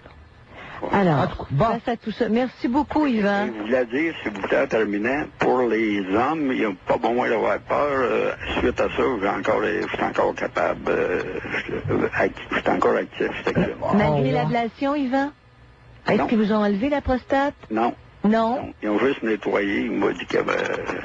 Il a fait le ménage. Okay. Il a fait le ménage, puis en faisant le ménage, ça vous a pas enlevé votre capacité d'érection. Espèce de vieux ventard, va. Allez. Non, ça vient de mon grand-père. Moi, j'ai rien à voir avec ça. Comment, qu'est-ce qui vient de votre grand-père? De mon grand-père. D'être ventard? La verdeur. Non, moi, je suis pas menteur. Ça vient du grand-père. Moi, j'ai rien à voir avec ça. Vous parlez de votre Je vous dis la verdeur. vérité, j'ai rien à voir avec ça. En plus d'être ventard, il est menteur. Oh. Bon, alors Pierre, un exemple qui vient de m'être rapporté. Pardon? Un exemple qui vient de m'être apporté, Oui. correct? On parle des hommes qui auraient peur de consulter un médecin ou qui n'y vont pas parce que justement ça prend du temps dans les salles d'aide. Ils perdent... OK, là, ils n'ont pas la patience d'attendre. Prise de sang. Il y a des hommes qui ne vont pas à un examen aux 2 ans seulement parce qu'ils ont peur des prises de sang. C'est à partir de 45 ans, 50 ans, là, des bilans. Pierre, l'hypertension, le cholestérol, faut que tu ailles voir un médecin une fois de temps en temps parce que ça, t'as pas de signe avant-coureur de tout ça qui est grave. Alors, est-ce qu'on en est rendu à dire, bon, je m'en fous, quand je serai malade, je serai malade. Ou si un petit peu de prévention, on est capable d'accepter ça dans notre vie. Alors, on va à Guy. Bonjour, Guy. Oui, bonjour. Oui, bonjour, Guy. Ça va bien, Pierre? On vous écoute. OK.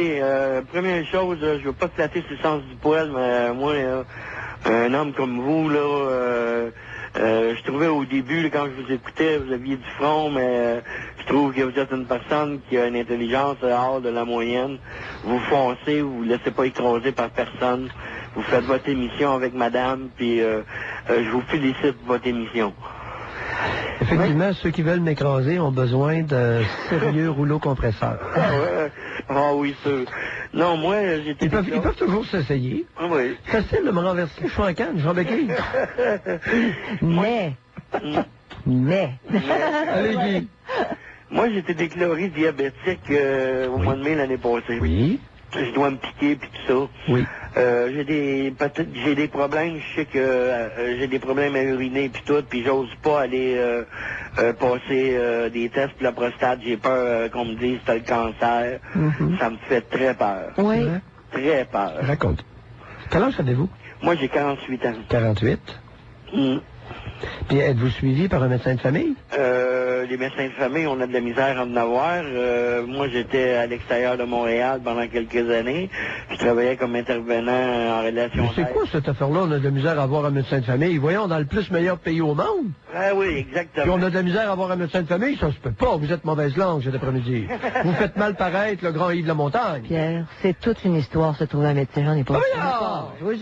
C'est quoi cette affaire-là? Je vous Tout le monde, jure. voyons. Beaucoup. On a juste à faire venir des Cubains. À Cuba, ils n'en masse, ils en exportent. Qu'est-ce qu'on attend pour en faire venir de Cuba à pleine poche?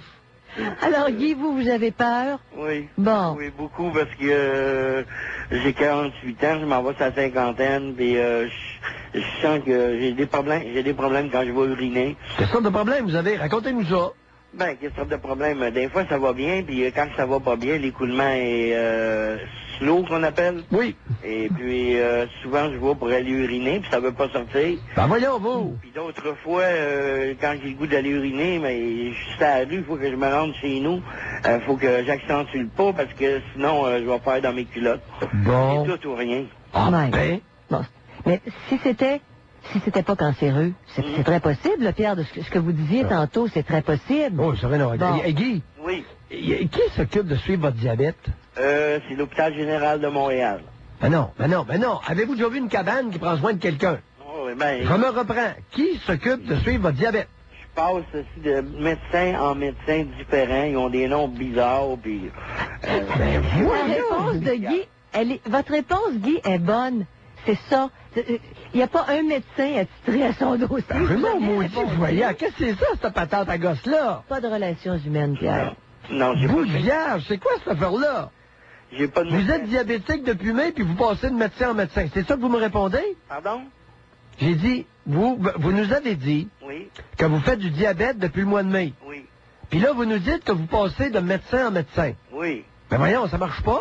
Oui, quand je vois l'hôpital général de Montréal, je vois un docteur, on me donne un autre rendez-vous dans 2-3 mois après, puis je vois un autre docteur, puis... Ben oui, mais ça marche pas, cette patente à gosse-là. Ben oui, c'est la clinique diabétique. Il n'y a pas juste un docteur dans la clinique diabétique, il y a plusieurs docteurs. T'as pas de médecin. Ben là, en tout cas, moi, Ouais. je comprends pas le système, là. Il peut bien se perdre des affaires dans la nature. C'est un dossier, mais tu passes... Non, Hey, il va à la clinique, c'est jamais le même. interchangeable. Ah, ben là. Ah non, OK, continuez, moi, je suis plus. Je comprends pas, mais c'est pas grave, tu sais. Aujourd'hui, je suis un peu dom-dom. C'est difficile, c'est comme un automobile. Tu vas voir tout le temps le même, la même garagiste. Au moins, il connaît ton auto. Ben là, c'est comme si vous allez, ben oui, mais vous allez au même garage, mais c'est jamais le même qui check votre char. C'est exactement ça. Ça va être quoi le problème? Pour le corps humain, c'est la même chose. Ben là, C'est la même Janine. chose, Pierre. C'est effrayant. C'est effrayant. Non, pas avoir un médecin de famille, j'ai bien de la misère. Ben de la misère. Je suis revenu à Montréal spécialement pour ça, à cause des problèmes que j'avais de santé. Oui. Pour avoir un médecin de famille, puis, c'est difficile. On prend plus de dossiers, on en a trop. C'est tout le temps ce qu'on me dit. C'est tout le temps ce qu'on me répond. Ben là, avec la maudite prévention, tantôt, il y a un type qui nous appelle, puis il va faire checker sa prostate normale une fois par année. Mhm. Pour une hypertrophie bénigne de la prostate, une fois par année, il va se faire checker ça chez l'urologue. Pendant qu'il se fait vérifier sa prostate normale par l'urologue, il y a quelqu'un d'autre qui aura besoin de soins, là, qui n'est pas vu. Exactement. Est-ce que les médecins pourraient se contenter, se limiter à faire de la vraie médecine, puis la prévention, puis le dépistage, c'est ça aux infirmières, non? Mais l'infirmière, elle peut pas vous mettre le doigt dans le derrière, puis j'irai pas sur... Mais pour savoir s'il y a un cancer, Pierre, c'est la prise de sang. C'est carrément... Ben là, l'infirmière, elle peut pas te faire une prise de sang? Elle peut pas te mettre le doigt dans le derrière pour vérifier s'il n'y a pas un moton dans ta prostate? Pas capable de faire ça, une infirmière? Moi, j'ai passé des prises de Bon, j'ai sang. rien dit. Encore une fois. Donc vous êtes inquiet, Guy. Oui, je suis Ben là, inquiet. ça marche pas, patente, là. Oui, je suis inquiet. Hey, le gars va se faire vérifier sa prostate normale à chaque année par le grand spécialiste. Et Guy est diabétique et c'est ça. Puis il n'y a même pas de médecin de famille. C'est ça. Non. Mais là, vous allez aller à la clinique du diabète, puis vous verrez jamais le même médecin. Exactement. Puis vous allez à la clinique. Fait que là, Non, il veut pas j'allais aller, être il vulgaire. veut pas aller voir J'allais un dire à la neurologue. clinique du trou de cul. À la clinique de l'anus, et ce sera jamais le même médecin. Vous allez aller à une autre clinique. Il veut pas y aller non plus. Ça marche pas, là. Non, ben moi, ce que je vous dis, c'est la vérité. Oh oui, Je j'en le doute même pas. Mais c'est épouvantable. Oui, c'est épouvantable. C'est épouvantable. Ben, je vais laisser la place à d'autres auditeurs. Merci d'avoir rappelé. Eh bien, je vous remercie, puis c'est un honneur pour moi de vous avoir parlé cet après-midi. Ah, ben là, vous êtes fin. Merci beaucoup. Merci, Bonjour. Guy. Pas sûr que j'ai été très aidant, moi, là. Vous voyez, Pierre, tu frappes à une porte, ça répond pas adéquatement, tu vas-tu aller par... Ça peut expliquer Ben non. pourquoi il y a des hommes qui disent hey, « Oh diable, je vivrai avec ce que j'ai, puis ça vient de s'éteindre, puis... Ah non, mais t'as vois-tu, toi, aller à la clinique du diabète, tu vois jamais le même médecin. Fait que là, tu t'attends que si tu t'en vas à la clinique de l'anus, tu verras jamais le même médecin. Ben là, c'est... Hey, wow! » Il y a de ça dans notre système, on peut pas nier. Est-ce que ça peut dissuader hommes et femmes de consulter pour des problèmes qu'ils soupçonneraient?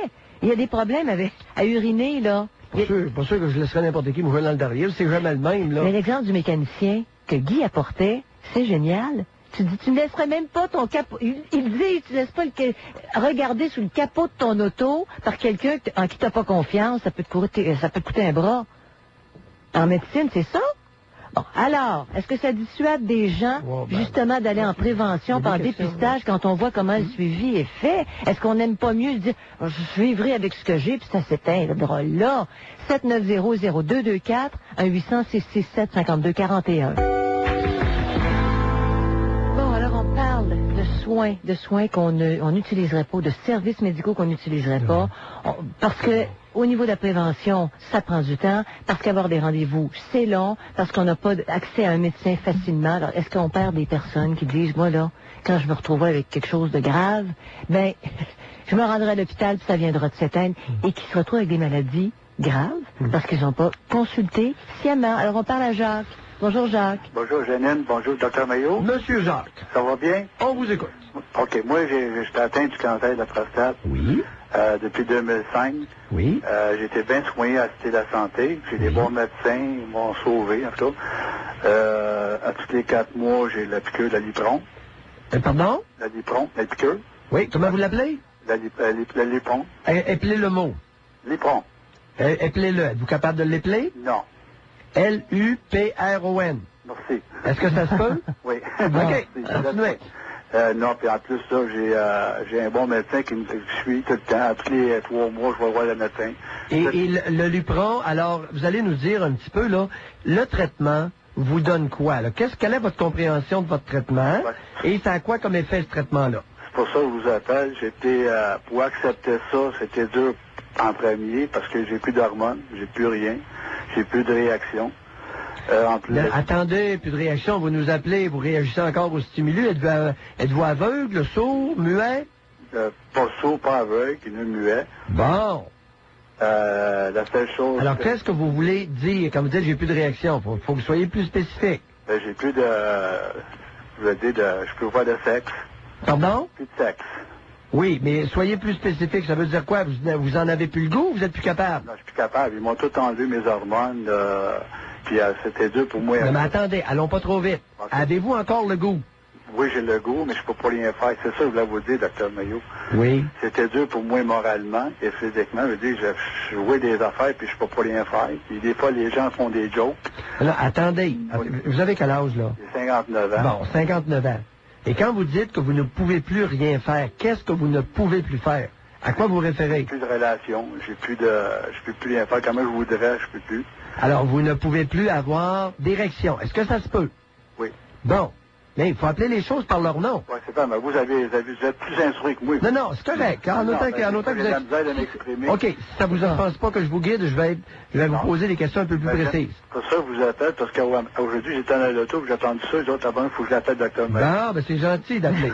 J'aime votre Et là, le programme. mot érection, est-ce que vous savez qu'est-ce que c'est? Oui, Qu'est-ce que ça veut dire, l'érection? c'est d'affaire, pénétrer. Non, non. L'érection, ça, c'est le bandage. Ah, oui, le bandage, je veux dire aussi. OK. Le bandage, ça, ça veut dire la même chose que le mot érection. OK. Alors là, les nouilles, là, il y a beaucoup de monde qui m'attaque, OK? Puis qui disent que je suis vulgaire quand je parle de bander. Non, vous n'êtes pas vulgaire. Parce que le maudit cunilingus, le manger, brouter une touffe, là, le mot cunilingus, il y a à peu près personne qui sait qu'est-ce que c'est. OK. Hein? Il y a 3-4 personnes au Québec qui savent ça. Puis même le mot érection, puis le mot fellation, savez-vous qu'est-ce que c'est, vous, une fellation? Non. Bon, Janine, il y a un paquet de monde qui ne savent pas qu'une suce ou qu'une pipe, c'est le mot fellation. Bon. Et du monde comme vous, Jacques, là, il y en a en masse. Oui, je sais. Bon. Mais parce que les gens, ils ont peur de parler. Ben oui. Alors moi, quand je dis une suce, une pipe, là, se faire sucer en ondes, là, je l'utilise sciemment, parce que le mot fellation, il y a un maudit paquet de monde qui ne savent même pas ce que c'est. Ah non. Alors l'érection, ça veut dire la même chose que bander. Ouais. OK? Puis pénétrer, ben c'est pénétrer. OK. Moi, le but de mon appel, M. Dr. Maillot, c'est parce que quand j'ai eu ça, que je suis pas capable de rien faire, une chance, j'avais la femme qui m'a accepté comme ça. Oui. Parce que c'était dur pour moi, puis quand... Oui, mais attendez un peu. Oui. Là, ça a pris combien de temps après... Est-ce que vous vous souvenez? Ça a pris combien de temps En après... 2005, Dr. Maillot, j'étais à la Cité de la Santé. Oui. Puis, Attendez un petit peu ma question. Oui. Ça a pris combien de temps après la première piqûre de Lupron avant que vous ne bandiez plus?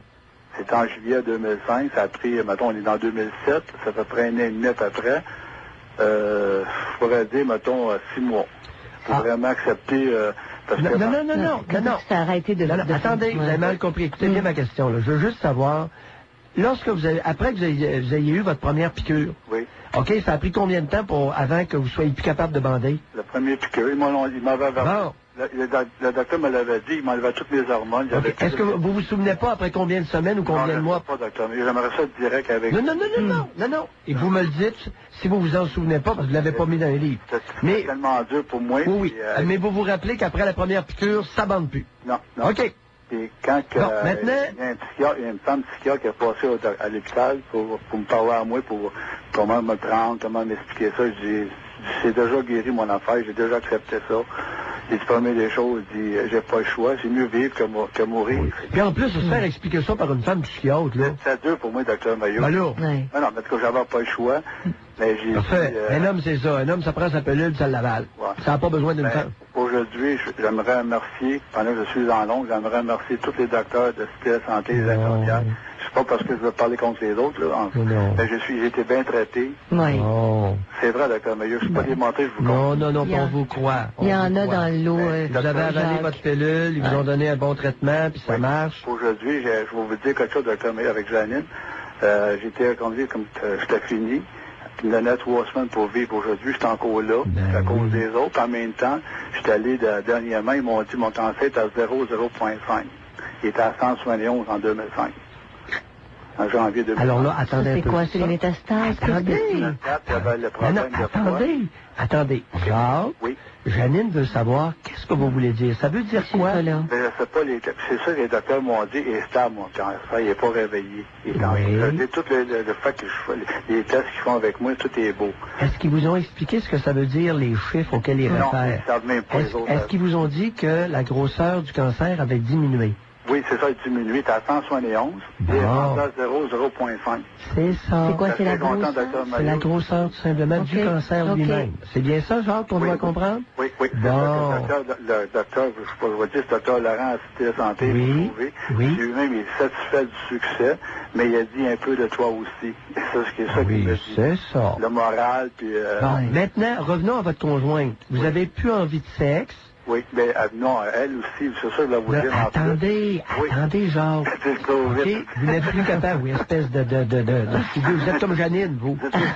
Eh bien, pareil comme Janine. Non, Janine est très fine. Ben oui, c'est ça que je dis, vous êtes fin.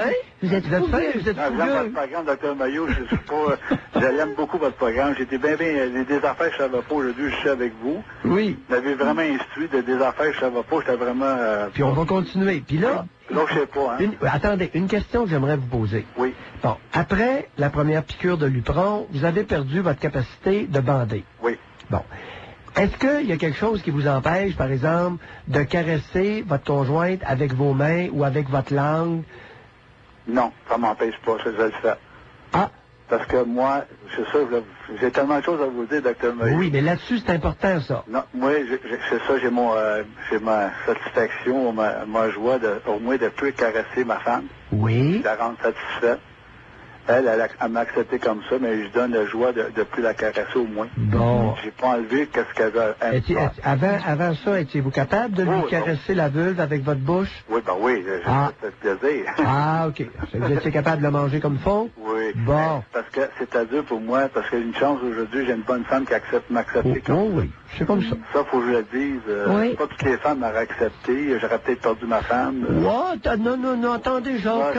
Vous savez, Jacques, Oui. n'oubliez jamais qu'avec 10 doigts et une langue, on peut faire un maudit bout. Oui, ça c'est vrai, mais OK, mon Jacques? Il faut qu'il en ait le goût, lui aussi, Jacques. C'est Voilà. ça, là. Voyons, C'est ça, il a ça le goût, fait c'est ça, plaisir. il vient de Ben dire oui. que ça fait plaisir. Oui. je sais, mais la fait dire ce que j'aimerais dire qu'aujourd'hui, si on veut s'en sortir, c'est de le moral, de parler en soi-même. C'est juste ça pour s'aider. Oui. Je sais pas si je suis peut-être pas besoin de psychiatre, moi, mais je m'en suis sorti moi-même moralement. Oui. C'est quand ça vous honore. Un homme, ça se tient debout, sacrement. Bye, Jacques. Je me suis parlé moi-même, puis Oui. j'ai pas rien que ça dans la vie, hein. Puis de là, oui, c'est parfait. C'est la vie. La vie, C'est ça, il te reste la vie. On en prend encore une coupe d'hommes. Non, mais Bye. la vie n'est pas juste le sexe, c'est pas d'autres choses aussi. On peut s'amuser. C'est ça. Mais une affaire, j'aimerais vous remercier beaucoup, Dr Maillot et Janine. Allô? Oui, on vous écoute. Vous étiez plus là. Oh non, on vous écoute attentivement. Non, mais j'aime beaucoup votre programme. En tout cas, c'est juste ça. Puis en même temps, remercie tous les médecins qui m'ont soigné. Oui. Ça. Allez, Jacques, bye. Merci beaucoup. Ben, Longue vie. mais c'est ça. Puis dans les cas où ça se passe bien à l'hôpital, il faut aussi le dire. Il y a des médecins qui font du bon boulot. Ça aussi, il faut le dire. On tape tout le temps dessus, là, mais...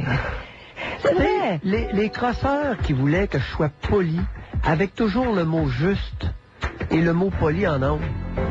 T'as-tu réalisé ce qui vient de se passer? Mais oui. Érection, Oui. ils pensaient que c'était pénétration. Fellation, aucune idée de ce que c'est. Allez donc vous faire foutre, maudite gang d'intello. Allez vous Bon. faire foutre. L'important étant de se comprendre. Bon, alors, 790-0224, on parle aujourd'hui de votre santé, votre crainte peut-être de consulter un médecin.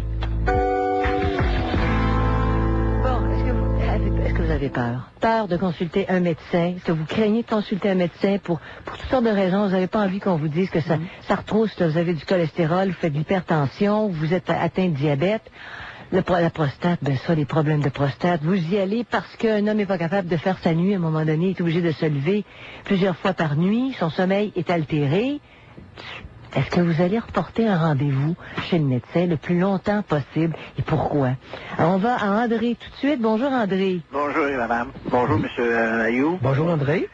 Moi j'appelle par rapport parce que en 2000, j'ai été voir mon médecin. Il m'a demandé si j'avais passé un test pour le chose, là, que j'ai présentement, pas le cancer que j'ai, là, la prostate, là. Oui. Et puis là, j'ai été le passer à l'hôpital. Et puis la gamme malade, elle m'a passé le test. Puis elle m'a dit à moi que la prostate était pas mal basse. Elle dit, j'ai pu d'aller voir votre médecin, puis il a expliqué ça. Puis là, j'ai expliqué ça, j'ai été voir le spécialiste. Et puis, qu'est-ce qui se passe? Ben, j'ai dit, ça là, j'ai eu la prostate est pas mal basse. Bon, mais il dit à moi, il dit, baissez vos culottes.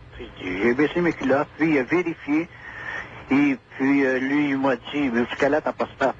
Je sais pas, moi, là, si la gamelle m'a dit. Bon. Et puis, il dit, on prendra pas de chambre. Il dit, il m'a envoyé à l'hôpital. Et puis, j'ai passé le test, surtout avec la caméra dedans, là. Oui, une échographie. C'est ça. Une échographie. C'est ça. Et puis là, ben, il dit, est-ce que ça va pas mal? Je sens absolument rien. Ah ouais. Hein, juste en dernier, là, j'ai entendu un clic. Puis c'est là qu'il est arrivé, puis il a coupé à peu près, peut-être gros comme une balle de golf, là. Il a coupé? Oui, il a coupé un morceau en dedans. C'est comme une biopsie? Oui. Oui. C'est ça, un petit morceau. Oui, il a coupé un morceau. Et puis là, les autres, ils l'ont coupé tout en petits morceaux. Ils ont fait 20 morceaux avec. Oui. Et puis après ça, quand j'ai eu fini, ils m'ont nettoyé. Puis là, après ça, ils ont dit, on va vous rappeler dans 15 jours. Et au bout de 15 jours, c'est là qu'il m'a appelé. Il m'a dit, tout est normal, monsieur, vous pouvez dormir en paix.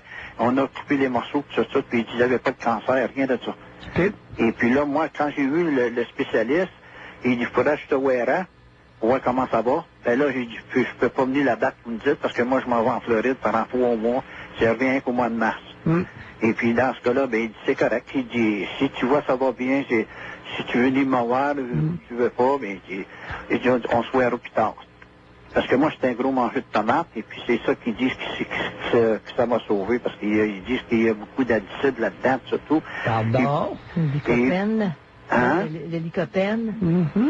Ben, la tomate, c'est ça, oui, c'est... La tomate cuite, oui, du ketchup. Ouais. Du ketchup et des tomates cuites. Ouais, ben moi, je mangeais ça cru, je faisais des sandwichs. Ah, oh, c'est bien correct aussi. André, quel âge avez-vous? Là, j'ai 72, là. 72. Alors, continuez. Là, vous êtes en Floride, 3 mois. Oui. Là, je suis revenu. Ben là, j'ai entendu. Là, j'ai été mon médecin. Puis il m'a demandé encore la même chose. Il dit, est-ce que tu as passé pour la prostate? J'ai dit non. Ben, il dit, moi, il t'a fait prendre une prise de sang parce que là, j'ai dit, quand j'étais loin, j'ai dit, j'avais beaucoup de difficultés à ruiner. Oui. J'ai dit, quand que je ruinais, des fois, ça sortait 3-4 gouttes, ou bien des fois, ça sortait beaucoup. Et puis là, ben, en dernier, là, je l'ai rappelé, puis j'ai dit, là, je n'en peux plus, là. Je suis venu le ventre tellement gros, pareil comme si j'arrêtais une femme enceinte qui était enflée, c'était dur. La douleur s'est allée jusqu'à dans les reins. Mais il dit, je vais être sans faute demain matin, il a 8h30 à mon bureau. Oui. Et puis quand j'ai eu ça, le soir, le lundi passé, là, ça me faisait tellement mal, j'en pouvais plus. Je m'étais rendu à l'hôpital. Et puis j'ai expliqué mon cas, surtout. Et puis ils m'ont fait attendre. Puis là, j'étais capable de m'asseoir par toute une chaise. Et tu pouvais prendre une chaise roulante, puis mettre le moteur ma femme en arrière du tout, tellement ça me faisait mal. J'ai été voir le gars, celui qui est en charge, quand tu vas t'inscrire. J'ai dit, donne-moi quelque chose, j'en peux plus. Là, j'ai dit, il a jamais voulu. Il dit, faut que tu vois le médecin. Puis la seule affaire qu'il m'a dit, je peux te conseiller un peu de donner 2 Tylenol.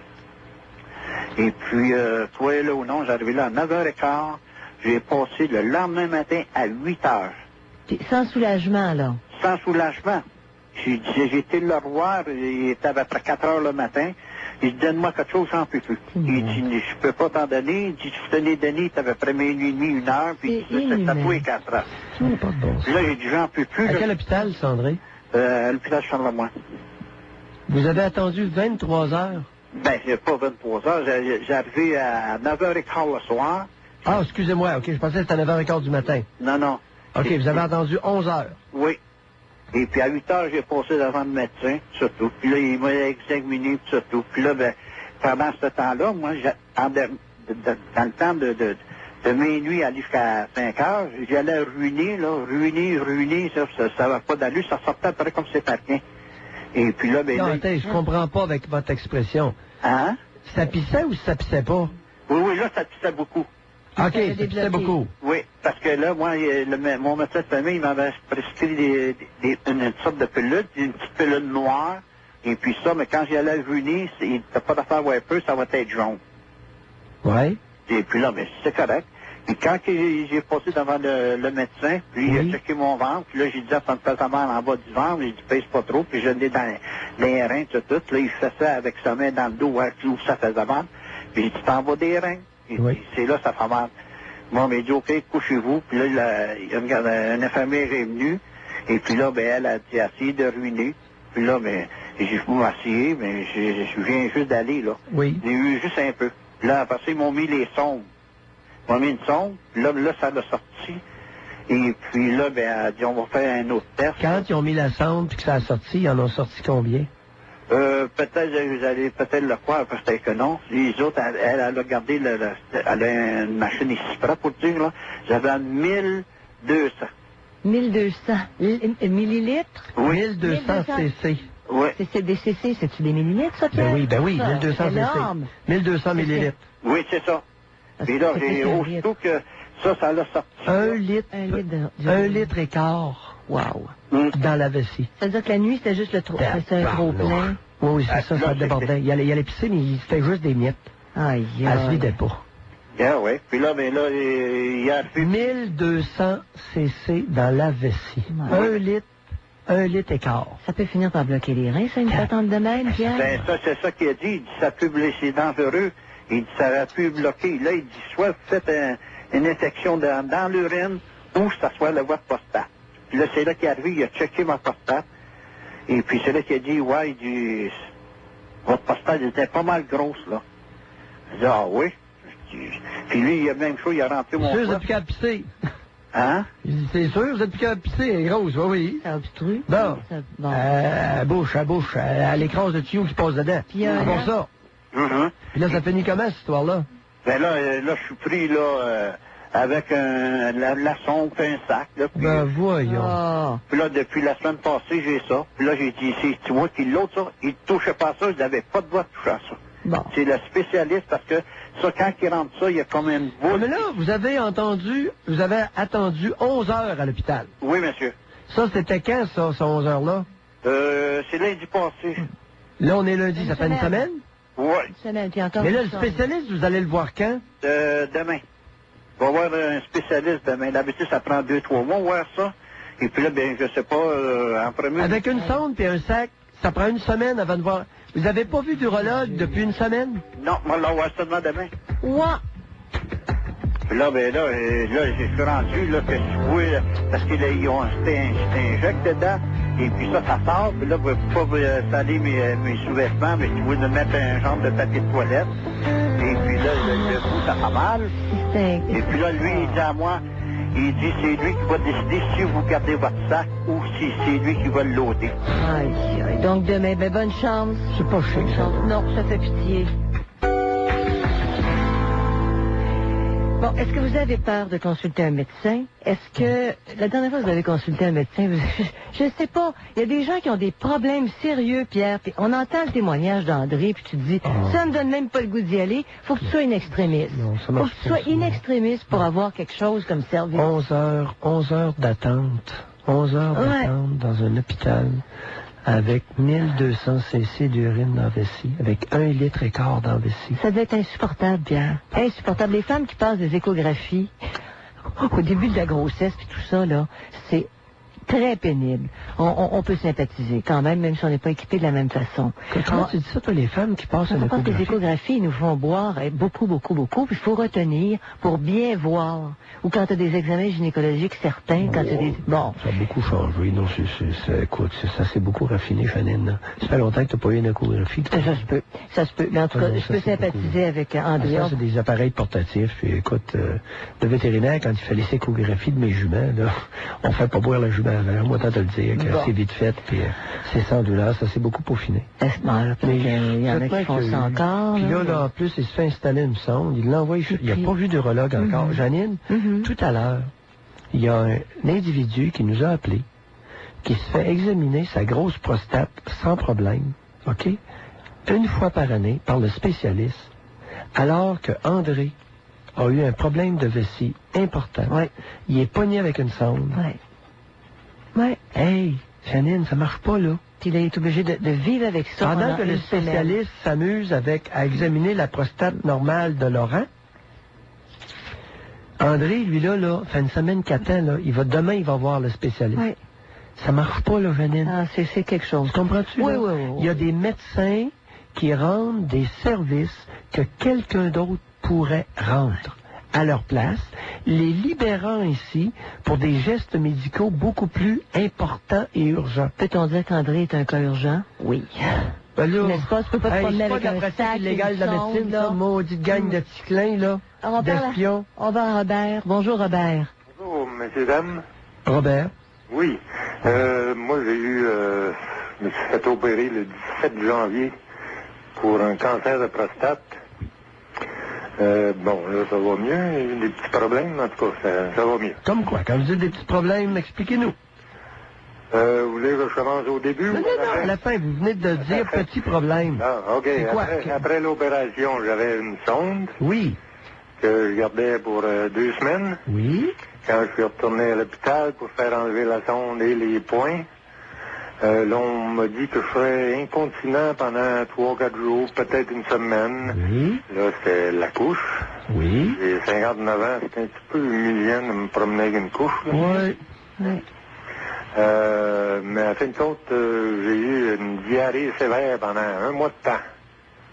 Vous n'aviez pas pris quelque chose à l'hôpital? Probablement. Oh, calvaire. En tout cas, à quel hôpital, ça?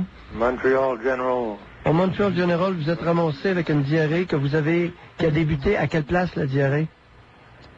Au-dessous qu'ils m'ont enlevé la sonde, là, 2 semaines après l'opération. Ça a commencé. Est-ce que la diarrhée, c'est une diarrhée que vous avez contactée à l'hôpital ou vous l'auriez pris ailleurs? J'imagine, là, j'ai été obligé de retourner pour des prises de sang, des selles, des analyses de sel qui ont... La propreté dans les hôpitaux laisse à désirer, c'est même pas... C'était pour le C difficile. Pardon? Il surveillait pour ça, hein? Oui. Est-ce que c'est ce microbe-là que vous avez eu ou si vous ne l'avez pas eu, vous? Pardon? Est-ce que vous avez attrapé le C difficile ou c'est un autre microbe? C'était pas concluant. Donc là, on m'a donné des antibiotiques. Puis là, moi, j'aime pas ça bien prendre les belules, puis je n'avais assez pris avant l'opération, après l'opération, que je les ai mis au visage. Okay. Bon. Et j'ai changé mon alimentation. OK. Puis là, voyez-vous, Janine, tu posais des questions. Il y a des limites à écœurer le monde. Puis particulièrement les hommes. Un homme, ça se laisse pas écœurer bien longtemps. Par ton réseau de santé. Comprends-tu? Ah, parlez-moi pas de mon réseau de santé, Pierre. J'allais une caricature, c'est une façon de m'exprimer. Oui, parce que ça va tellement mal, ça n'a aucun bon sens. Non, tu sais, tu comprends, là? C'est que t'en as du monde qui s'écœure. Parce que je m'en dissocie, je dis ton pour m'en dissocier. Ça n'a pas de bon sens. Ça n'a pas de bon sens. Il y a un paquet d'affaires qui se fait, là. Non, et ça empire. Ça fait des cas comme tous ceux qu'on entend cet après-midi, il n'y en a pas un dont on va en parler dans les médias. Jamais. Allez, continuez. Bon, pour répondre... attendez un peu. Là, vous êtes à la couche, vous avez eu une diarrhée sévère 1 mois. Il arrive quoi avec l'incontinence urinaire? Urinaire, c'est correct. Bon, ça a pris combien de temps avant que vous soyez capable à nouveau d'être continent, là? Bon, peut-être une semaine urinaire. Bon, ça a pris 1 semaine. OK. Alors, la couche, ça a disparu après 1 semaine? Ben là, il y a des soirs où je l'aime encore au cas où, là. Mais c'est pas pire? Non, c'est correct. OK, bon, parfait. Un problème de réglé. Continuez. Je voulais répondre à la question de madame. ou la question que je dit, en tout cas, la prise de sang. Oui. Moi j'ai eu, touché rectal par un généraliste. Oui. Ensuite, touché rectal par un neurologue. Oui. C'était pas concluant, puis là, il y avait toujours des prises de sang, là. Oui. Oui. Prise de sang, test d'urine, etc. J'ai eu l'échographie. Oui. Pendant qu'ils faisaient l'échographie, on me disait, oh, ça allait beau, ça allait beau. Là, ils ont fait une biopsie en même temps. Oui. Oui. Et c'est juste à la biopsie qu'ils ont vu que j'avais un cancer. Ils m'ont dit 6 sur 10, là. Il a fallu pousser jusque-là, c'est ça, jusqu'à la biopsie. Ça trompe pas, par Alors, exemple. les préventeux, comprends-tu, Janine? Oui. Là, tu parles des témoignages cet après-midi. Oui. Nous mettons un bémol sur la fameuse prévention. Parce qu'il y a des limites à prévenir. Puis il y a les mécanismes qu'on a mis de l'avant pour prévenir ou détecter précocement. Vous témoignez, Robert, à le fait que dans votre cas, 59 ans, ça n'a pas été vargeux. Mais donner de l'information, par exemple, ça fait partie. C'est la première grande étape de prévention. Donner de l'information. Ce que Robert vient de dire, tu sais, toucher rectal, OK, prise de sang. Après ça, tu vas à la biopsie si tu as des doutes. Que les gens soient informés, ça, Pierre. Tu engorges pas des salles d'attente, t'engorges pas le système médical quand tu donnes une bonne information au point de départ. Ouais, ben, OK. Ben, correct? Oui, okay. Ne serait-ce que ça. Oui. Ben, OK. Quand quelqu'un a un doute, etc., là, oui, peut-être. Et ça faisait combien d'années là, qu'on vous faisait des touchés rectales puis des prises de sang? Oh, ça s'est fait vite. Disons que j'ai été chanceux. Moi, je travaillais dans le Grand Nord. Donc, Non, attendez un peu. Je me reprends. Oui. Qu'est-ce qui vous a emmené à consulter puis à recevoir un toucher rectal? Problème urinaire. Bon, c'était juste ça ma question. Problème urinaire comme quoi? Je travaillais de nuit.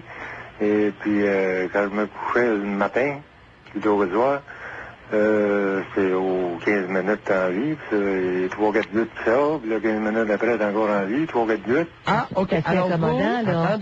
Attendez. Je veux toujours bien comprendre. Parce que c'est pas sûr que ceux qui écoutent dans l'auto, puis il y a du bruit un peu, vous dites que vous aviez une envie aux 15 minutes, l'envie d'uriner. Oui. Bon, je présume. Alors, vous aviez l'envie d'uriner aux 15 minutes, puis il sortait juste 3-4 gouttes. Oui. Bon. Et ça vous emmenait à aller voir le médecin. Ben oui. Bon, OK. C'était juste ça, je voulais être sûr de bien vous entendre. Parce que sinon, je ne vais pas voir le médecin, moi. Bon. Pas mal, je ne vais pas, je lis ça. On attend d'avoir un problème, alors Robert et des seuses qui attendent d'avoir un vrai problème avant d'aller saigner le docteur. Moi, attendre dans une salle d'attente, là, ça me tente pas. Puis combien de temps, Robert, ça a pris avant que vous vous décidiez à prendre un rendez-vous, malgré que vous avez eu des problèmes à uriner? Combien de temps vous avez enduré ça avant de consulter? Oh, peut-être une couple de mois, là. Oui. Mais c'est ça, moi, j'étais privilégié, c'est comme je vous disais, je travaillais dans le Grand Nord. Oui. Fait que mon voisin, c'était le médecin, puis l'hôpital était à 5 minutes de chez nous, puis je rentrais là, pas de rendez-vous, je m'assoyais dans sa salle, dans son bureau, puis là, je comptais ce qu'il y avait.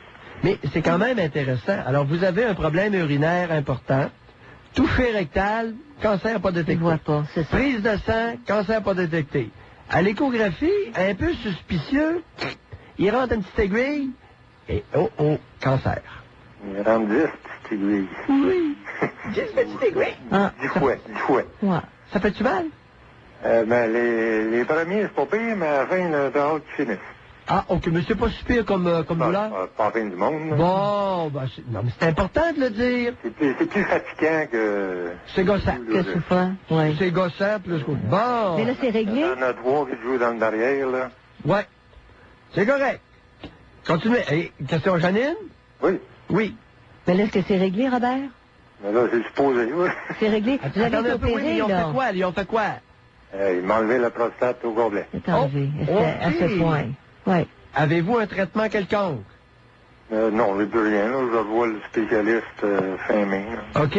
Puis du côté de la capacité d'avoir une érection, la capacité de bander, qu'est-ce que ça dit? On m'a dit que ça devrait être correct. Robert, je vous ai pas demandé ce qu'on vous a dit. Je vous ai demandé ce que vous constatez. Mais là, comme je vous dis, avec la diarrhée pendant un mois, là, j'avais d'autres choses à penser que le sexe. Non. Ça a réglé le cas pour ça. Maillot dans les dents. C'est pas 100%. Bon, OK. Merci beaucoup, Robert. On verra. Hein? C'est de valeur qu'on ne soit pas en ordre dans 6 mois parce que j'aurais dit, on fait un suivi là-dessus. J'aime ça, des affaires comme ça. J'aime ça que le monde témoigne de leur... Tu sais, au lieu de... Il est en train de nous dire ce qu'on y avait... Non, je veux pas savoir ce qu'on t'a dit. Toi, tu le vis comment? Et puis, il se passe quoi dans ton cas? Je m'en maudis de ce qu'on t'a dit. Avez-vous peur de voir le médecin? Est-ce que vous allez au bout, homme ou femme, là, au bout de vos affaires? C'est quand c'est urgent que vous vous retrouvez là, dans le système médical. Et puis, Pierre, il y a une question qui a été posée. La peur de ne plus avoir d'érection. Quel impact ça peut avoir? Quand ça commence à se manifester, est-ce qu'on va consulter pour ça rapidement? C'est quand on voit la prise de Viagra, par exemple. Là. Regarde, un gars comme Robert, il a 59 ans. OK? Il a une envie d'uriner aux 15 minutes. Il a fait ça 2 mois. Hey, sa capacité d'érection, il s'en maudit dessus. Là, puis ensuite, il pogne une de ses diarrhées. Ben oui. Non, ce que je trouve un peu plate, c'est que parfois, on nous fait d'une belle déclaration qui fait très bien paraître quelqu'un, alors que la réalité du terrain, elle est d'un tout ordre. Ben oui. On écoute les témoignages cet après-midi, puis compare ça avec l'article que tu as lu ce matin dans le Journal de Montréal. Un savant urologue qui nous fait toute une belle déclaration. On vous invite à... C'est l'expérience de chacun. C'est ça qui est intéressant. C'est pas... Wow, les moteurs, là, regarde ce que vivent tes patients, mon gars. Et en tout cas, le point de vue là, d'un homme qui nous écrit un courriel qui dit la peur de ne plus avoir d'érection, c'est quelque chose, puis ça peut se manifester à la suite d'un problème de prostate, pour toutes sortes d'autres raisons aussi. Là. Mais vas-tu consulter le médecin quand ça t'arrive? Janine, quand tu es plus capable de pisser, tu t'en crisses-tu de ton érection? Ça, Pierre, je suis d'accord à 100%. Comprends-tu? Ben, parce que là, des fois, on tient des discours, ça n'a pas de bon sens. Hey, le gars qui est plus capable de pisser, tantôt, il y avait 1200. Hey, Là, l'érection, là, il s'enquête. Hey, soulagez-moi, s'il vous plaît. Évidemment. Comprends-tu? Ben, certains facilement. Mais là, pas les choux et carottes, là. Mais là, pour toutes les histoires de prévention, quand t'as rien, t'as pas de symptômes, t'as pas de malaise, c'est pas évident pour un homme d'aller consulter. À titre préventif, là, d'autant plus que des témoignages comme Robert, pas comme Robert, comme André, c'est André tout à l'heure? Oui. André avec son sac, là, qui va avoir rendez-vous seulement demain. Non, c'est lequel tout à l'heure, là, qui a eu plusieurs tests, puis ça a pris la biopsie, finalement. C'est pas Robert? C'est André? Oui, non, c'est Robert. Je sais plus, c'est Robert. C'est Robert qui vient de nous raconter ça. Robert, avant la pause, qui nous raconte, écoute, toucher rectal, prise de sang, tout est bien normal. Mais là, écoute, s'il n'y avait pas eu une grosse envie d'uriner, ben, ça serait passé dans le beurre. S'il n'y avait pas eu une grosse difficulté à uriner, ça serait passé dans le beurre, ça aurait fait bien évident. C'est pour ça qu'il dit alors, prévention, mon œil, dans son cas, qu'est-ce que ça aurait donné? Il aurait dit, va-t'en, mon gars, t'es bien normal. À un moment donné, t'aurais eu une maudite prune dans le bas du corps. Ça aurait été un cancer. Un gros cancer, c'est ça. Mais dans le cas de l'érection, on va exclure le cas de Robert. Quand il commence à y avoir des problèmes, est-ce qu'on consulte pour ça, là, qu'il y a quelque chose de... Sois sans crainte. Quand un homme a des difficultés importantes, il va consulter. Alors, on va à Jacques. Elle n'a pas peur pour ça. On va à Jacques. Bonjour, Jacques. Bonjour, monsieur, dame. Oui, bonjour, Jacques. 10 secondes, monsieur Maillot, pour vous dire que je suis avec vous à 100%. Continuez de vous battre, parce que c'est très difficile de se battre contre une gang de plein de marde et des pouces-crayons. J'ai pas honte de le dire, parce que je me suis battu pendant des années avec des grosses poches, des poussées de crayons, des plein de marde, comme vous le faites. Alors, félicitations, ne lâchez pas, puis vous allez gagner. De quelle région vous êtes natif, Jacques? De Ville-le-Moine, je suis présentement à Brossard. Et vous êtes natif de Ville-le-Moine? Oui. Ah oui, c'est où, ça, Ville-le-Moine? Côté de Brossard, Longueuil, Saint-Ambert. Et vous êtes né là? Je suis né au monde à Ville-le-Moine, oui, mais j'ai... Puis vous avez, dans votre coin, vous avez des expressions comme ça, des pleins de marde? Ah, beaucoup. Ah oui? Oui. Ah, d'accord. Écoute, là d'où je viens, c'est une expression qui était commune. Oui, c'est commun ici aussi. Dans la ville où je suis né, un plein de marde, c'est un plein de marde. Yes, sir. C'est ce qu'on appelle des échanges culturels entre régions. On appelle ça du langage typique aux sous-cultures. On peut appeler ça des gros parleurs de fédères. Oui, monsieur. Alors, allez-y, Jacques. Bon, moi, je vous ai appelé pour le cancer de la prostate. Oui. J'ai écouté les témoignages, là. Il y en a que... Je voudrais juste rectifier une chose. André, tout à l'heure, sa biopsie, là, d'une grosseur d'une balle de golf. La prostate n'est pas de cette grosseur-là. Attendez un peu. La prostate, au complet, lorsqu'elle est hypertrophiée, a cette grosseur-là. Oui, c'est sûr. dit, mais une biopsie... Ils n'ont pas enlevé, là. Une biopsie de la grosseur d'une balle de golf. Tu sais, Janine, il y a des auditeurs qui écoutent attentivement. Je n'ai pas relevé ce point-là. Je l'ai très bien noté. Ça me surpris. Parce qu'autrement, c'est l'ablation. C'est ça qu'on... Moi aussi, je me suis dit ça. J'ai dit autrement, c'est une ablation. Oui, mais l'ablation, c'est l'opération, je l'ai eu. Alors, vous avez raison, vous êtes précis, puis vous avez raison. La biopsie, c'est des tout petits morceaux. C'est simplement, oui, c'est un enfant... Mais la prostate elle-même a facilement la grosseur d'une balle de golf lorsqu'elle est hypertrophiée. Exactement. OK. Exactement. Puis pour préciser une autre chose aussi, le médecin de médecine générale, il va vous vérifier l'anus. Il va se rendre compte que la prostate est enflée. Ça ne veut pas nécessairement dire que c'est cancéreux, mais il devrait vous référer aussitôt que ça c'est vu. Ça ne veut pas dire que c'est le cancer, mais c'est pas un bon signe qu'elle soit enflée, mais ça ne veut pas dire que... Oui, mais un homme sur deux en haut de 60 ans a une grosse maudite prostate. Exactement. Alors, bon, alors pour savoir... Alors moi, ce qui m'est arrivé, M. Maillot, pour faire une histoire courte, les symptômes premiers, là, c'est surtout l'égouttement. Vous allez à la toilette, vous avez fini d'uriner, puis c'est fini, là, il n'y a pas de trouble. Tant que vous ne la rentrez pas, quand elle rentre dans vos shorts, ça me dégoûte. Comprenez-vous? Dès que vous relaxez, que le muscle relaxe, ça me dégoûte 2-3 fois. Ouais. Alors, si quand ça fait ça, là, ne tardez pas à aller voir un médecin. Surtout si vous avez 40 ans, 50 ans, 60 ans, ne tardez pas. C'est les premiers symptômes, ça, que vous ne retenez pas vos urines après avoir uriné. Comprenez-vous? Le dégoûtement, là, c'est pas normal. On vous a entendu. C'est clairement dit. Je ne sais pas, je ne suis pas un connaisseur. Alors, moi, je suis allé. Vous êtes allé, oui. Je suis allé, on a fait le toucher. Mon docteur de médecine générale m'a envoyé voir l'oncologue. Il m'a dit, c'est enflé. Je m'y connais pas. Moi, je l'aime, mon docteur de famille, parce qu'il dit, il m'a référé au connaisseur. Oui. Et c'est ce qu'il fait. Il y a l'humilité. Je l'admire énormément. Alors, je suis allé voir. On m'a passé un examen. On m'a fait une biopsie. Puis on m'a annoncé, admettons le taux dans ce que les gens cherchaient à dire tout à l'heure, c'est le taux d'antigène prostatique sanguin. Ils appellent ça le APS. Oui. Par la piqûre de sang que vous avez, la prise de sang, là, c'est une prise de sang qu'on appelle l'APS, c'est le taux d'antigène prostatique sanguin. C'est par cette prise de sang-là qu'on voit si le cancer est... L'APS ou l'ASP? L'ASP ou l'APS, c'est l'anglais. Il y en a un, c'est anglais, et l'autre, c'est français. En plein ça, c'est bien ça. Je vais faire mon facétieux un peu. OK. Bon, alors c'est ce qu'on voit dans le sang. Oh oui, l'antigène prostatique. Oui. Alors, quand ça, c'est entre 4 et 7, 4.4 ou 5, ça va jusqu'à 7, c'est énervant pour eux autres. Moi, quand ils l'ont pris, j'étais à 83.7. Alors, il n'y a pas eu aucune hésitation. J'ai vu le spécialiste pour me dire, écoute, j'ai dit, moi, quand je faisais à ma place, il y avait peut-être 65 ans, mon oncologue dans le temps. Urologue. Urologue, excusez, pas l'oncologue, je m'excuse énormément. C'est pas grave, c'est pas grave. C'est l'urologue. Alors, il m'a dit, moi, si j'étais à votre place, c'est l'ablation. Puis, il n'y a aucune hésitation, puis il n'y a pas de temps à perdre non plus, parce que c'est rendu trop loin. Okay. Alors, on a même poussé les examens pour aller voir si la moelle était attaquée, si la moelle des os était déjà attaquée. Là, il pensait qu'il y avait des métastases. Oui, heureusement pour moi, ça ne l'était pas. Alors, j'ai subi l'ablation. Puis, c'est ça, l'opération s'est bien passée. Malheureusement pour moi, il y avait déjà ce qu'ils appellent chaque côté, là, des ganglions. Les ganglions, moi.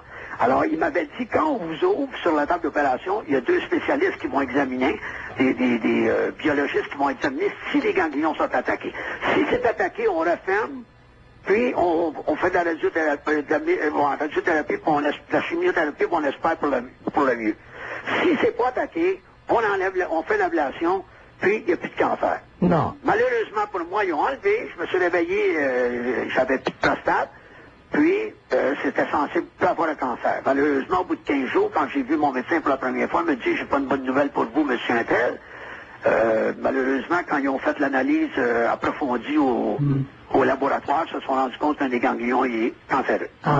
Alors, j'ai eu une piqûre à tous les 3 mois depuis ce temps-là. Ça a commencé par du Lupron, ensuite du Suprafac. Là, c'est rendu aujourd'hui de Iliac. Puis c'est tout ça. J'ai ça une piqûre aux 3 mois dans le Je les connais pas, les autres. Je connais bien Lupron et Zélodex.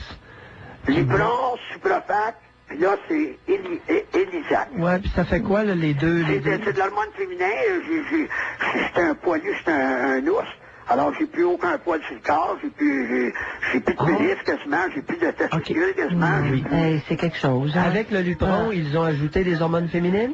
Oui, c'est ce qui me sauve la vie à l'heure actuelle. Ça va faire 8 ans au mois de février, puis c'est ce qui me tient en vie. Puis ça va très, très bien. Et vous avez quel âge, mon Jacques? Pardon? 63 ans. 63. Et parlez-nous un peu de la vie sexuelle. Vous étiez jeune quand ça a frappé, Jacques? Pardon? Vous étiez jeune quand ça vous a frappé? 55 ans. Oh, yoï! Puis je vais vous dire de quoi, je n'ai aucunement hésité. Quand vous parliez de bandage tout à l'heure, c'est la première chose qui m'a préoccupé quand on m'a dit on fait de l'ablation, parce que j'ai un neurologue dans la famille, ce qui m'avait dit, il dit, écoute, ils vont te dire à 33% des chances que ça revienne. Mais la plupart du temps, c'est 99,9% des chances que ça ne revienne pas, parce que durant l'opération, ils touchent apparemment à certains petits nerfs qui sont proches du pénis, là, puis en tout cas, de toute façon. Alors moi, je dis, ouais, mais là, je prendrai plus, ouais, mais puis quand vous allez être dans la tombe, là, vous ne prendrez plus non plus. Ça, je vous le jure, docteur, je vous le jure. Bien dit! Ça a été la parole. Ça ressemble à des interventions de Mayou. Parce que quand on vous annonce... Il y en a une couple qui sont comme moi dans la profession. Je l'ai trouvé très correct. Puis quand on vous annonce que vous avez le cancer, là, c'est pas aux voisins qu'on l'annonce à vous, là. Si vous êtes habitué de dire, ah, un tel, hey, tu connaissais un tel, il y a le cancer. Mais quand c'est à vous qu'on le dit, là, oh! Yes, sir. Est-ce que vous voulez qu'on continue un petit bout avec Jacques-Pierre? C'est bon, c'est bon. Parce que c'est intéressant, son approche à lui. Oui. Hein, Jacques, vous avez 2 minutes? C'est un heure que j'attends, je suis capable d'entendre encore. Yes, sir. Bien fait. On fait la pause, puis on continue. OK, alors on poursuit avec Jacques, parce que, Jacques, vous avez vraiment raconté votre histoire. C'est précis, c'est honnête, là. Puis, par rapport à l'érection, vous avez dit, on m'offre la vie ou on m'offre une érection? Je choisis la vie. C'est ça? Je choisis la vie. Oui. Même si j'ai pleuré pendant 6 mois au commencement, parce que c'est difficile à avaler, là, à 55 ans, quand on s'est entraîné toute notre vie, puis on se pense en forme, puis que soudainement, on se dit, oups, j'ai le cancer, ça prend une ablation, parce qu'il me dit, t'as pas le choix. Ça me fait bien plus mal que de me dire que je prendrai plus. Honnêtement, là. Honnêtement. Oui. Alors ça, j'en ai eu pour parce que dans ma tête, moi, je serais opéré, puis je ferais partie des 33% qui ont une érection après l'opération. Dans ma tête, je me disais, ça se peut pas, ça arrivera pas, parce que j'étais actif, j'étais très, très, très vigoureux. Puis je me disais, ça n'arrivera pas. C'est dans ma tête, ça n'arrivera pas. Malheureusement, dans ma tête, ça n'arriverait pas, mais c'est ce qui est arrivé. Y aviez-vous une conjointe à ce moment-là, Jacques? Non, j'étais seul. Et j'en ai fait mon deuil à partir de ce temps-là. Il y a toujours moyen de moyenner, comme le docteur disait, avec des doigts à la bouche, puis la langue. Puis je me dis, il y a quand même un genre d'érection qui vient, mais c'est pas... Je veux dire, c'est impossible d'avoir un rapport. Un rapport normal, c'est pas assez dur pour que ça rentre. Et avec tous les traitements que vous prenez, du côté du goût, le goût pour le sexe, parce que c'est totalement. Je hais à voir que je suis content que vous ameniez ça, docteur. Ben voyons, pas docteur, mais monsieur. Monsieur Pierre. Monsieur Pierre, parce que vous parlez souvent de castration pour les pédophiles, ces gens-là. Enlevez-le la prostate. Non, ils n'auront plus le goût de rien. Vous mettez 10 petites filles de 20 ans devant moi à poil, puis je n'ai aucune idée. Alors, quand il n'y a rien qui marche dans le cerveau, c'est encore bien plus difficile de faire marcher en bon. Je vous le jure, docteur, j'en ai fait mon deuil, mais la vie n'est pas si difficile que ça, parce que autant je regardais les femmes, j'aimais les femmes, puis j'adorais les femmes, puis je les adore encore, puis que les idées me venaient, autant il y en a absolument plus. Mais est-ce que c'est la médication? Parce que si vous avez... Dans votre cas, c'est la castration hormonale. C'est pas... Parce que vous avez encore vos testicules. Oui. Alors, dans votre cas, c'est le Lupron et les autres médicaments. Exactement. Entre autres, le Lupron enlève presque toutes les libidos et toute capacité d'érection, toute capacité de bander. Exactement, puis c'est dans le cerveau aussi que ça l'enlève. Je veux dire, c'est pas là, du tout. Tu sais, je veux dire, ça arrive... C'est pas dans le cerveau, attendez, c'est pas un discours de femme qu'il faut tenir, là. C'est que... C'est pas un discours de femme qu'il faut tenir. C'est que les hormones que vous prenez vont empêcher les testicules de sécréter de la testostérone qui, elle, va stimuler le cerveau. Exactement. Comprenez-vous? Oui, je comprends. C'est ça qu'il faut bien comprendre. Un gros merci, Jacques. Il y a un inconvénient aussi que je veux dire, parce qu'il y a des gens qui prennent le médicament que je prends, pour dire aux dames que je comprends parfaitement par où ils passent quand ils sont en ménopause pour les chaleurs. parce que c'est un des effets secondaires principaux du Lupron, du Suprafac ou de l'Iliac, les piqûres que j'ai aux 3 mois. Ça donne des chaleurs de 15 à 25 fois par jour, des chaleurs réellement comme une femme qui est monopausée. C'est incommodant, ça peut vous Attendez, oui, attendez.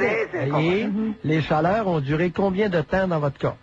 Ah, ça dure entre 1 minute et demie à 2 minutes. Non, mais pendant combien de mois? Ah, tout le temps. Là, ça fait 7 ans et demi que je prends la piqûre aux 3 mois, puis ça fait 7 ans et demi que ça dure. Oui. Parce que les patients que j'ai fait castrer, après la castration, pendant 3-4 mois, ils ont eu des chaleurs comme ça, mais après ça, c'est disparu. Ah non, moi, ça fait... Voyez-vous, avec la castration chirurgicale, les bouffées de chaleur disparaissent. Parce que vous nous dites qu'avec la castration hormonale, les chaleurs continuent. Ça fait 7 ans et demi que j'ai des chaleurs. Ah bon? Comme là, admettons, ils peuvent me mettre aux 6 mois, là. Ce qu'ils vont, tu sais, normalement, quand c'était aux 3 mois, pour les 3 premières semaines qui suivent, ou le mois qui suit, c'est énorme. Est-ce que... Après ça, tranquillement, ça diminue. Jacques, depuis que vous êtes traité au Lupron, avez-vous remarqué dans... Lupron, je suis à l'Iliac à cette heure. Ah, ça, je connais Avant, j'ai commencé par le Lupron, il y a 7 ans. Ensuite, on m'a changé pour du Suprafac. Puis ça fait pas tellement longtemps que je suis changé, que j'ai été changé. C'est un nouveau médicament. Vous avez été combien d'années au Lupron? Ah, les 2 premières années, je crois, aux 3 mois. Aviez-vous noté une diminution de grosseur de vos testicules? Ah, ben oui, je n'ai plus. Ça fait longtemps que j'ai plus ça, là. Racontez aux auditeurs. Ben, je l'ai compté tout à l'heure. J'ai dit que j'avais plus de pénis, puis j'avais plus de testicules. Ah, non, vous avez passé trop vite. Ah, non, mais... Non, là, l'histoire, vous avez encore un pénis. Vous pissez par ça. Il n'a pas été coupé. Ben non, c'est une façon de parler, là. Bon, expliquez-nous, parce que... Mon pénis, c'est un petit doigt. Bon. C'est un petit doigt. Ben oui, mais comme moi, quand je sors de... Quand je sortais de la piscine en plein hiver, écoutez, c'était la moitié. Le mien, là, c'était la moitié de mon petit doigt. Ben oui, mais moi, c'est pas la même chose. C'est 24 heures sur 24 que c'est de même. J'ai pas besoin d'entrer dans la piscine. OK, alors... Puis les testicules... Attendez, allez pas trop vite. Alors, votre pénis, depuis que vous êtes sous ce traitement-là, a rapetissé beaucoup. Comme lorsqu'il est frileux. Exactement. OK, bon, continuez. C'est sa position normale. Puis les testicules sont peut-être de la grosseur d'une petite allée. Une petite allée? Oui. Oui, mais là, les petites allées, là... Qu'est-ce que c'est ça? Ben oui, garde. Bon, qu'est-ce que c'est ça comme image? Expliquez à Janine. Oui. Ben, c'est parce que j'avais des grosses boules, puis je n'ai plus. Oui. J'avais des testicules assez grosses. Puis là, aujourd'hui, c'est de la grosseur, ben, une petite baie, des baies qu'on joue avec, là, des petites baies qu'on toque au mur, les... Oui. Bon, ben, alors, dans certains coins, on appelait ça des allées. Nous autres, on... OK. Ben oui, au Lac-Saint-Jean, on appelait ça des allées. On n'appelait pas ça des billes. À Ville-la-Moine aussi, on appelait ça des allées. C'est donc bien bizarre, cette affaire-là. On jouait aux allées. On jouait aux allées au Lac-Saint-Jean quand j'étais jeune. Mais je sais qu'on faisait des allées dans la neige. Non. Janine, comment t'appelles ça, là? Les petites boules de verre, là, avec lesquelles on jouait aux billes. Bon, ça, c'était des billes. Oui. Alors, Jacques nous dit que depuis qu'il est traité au Lupron et les autres traitements, c'est 2 testicules. Chaque testicule est gros comme une bille. OK.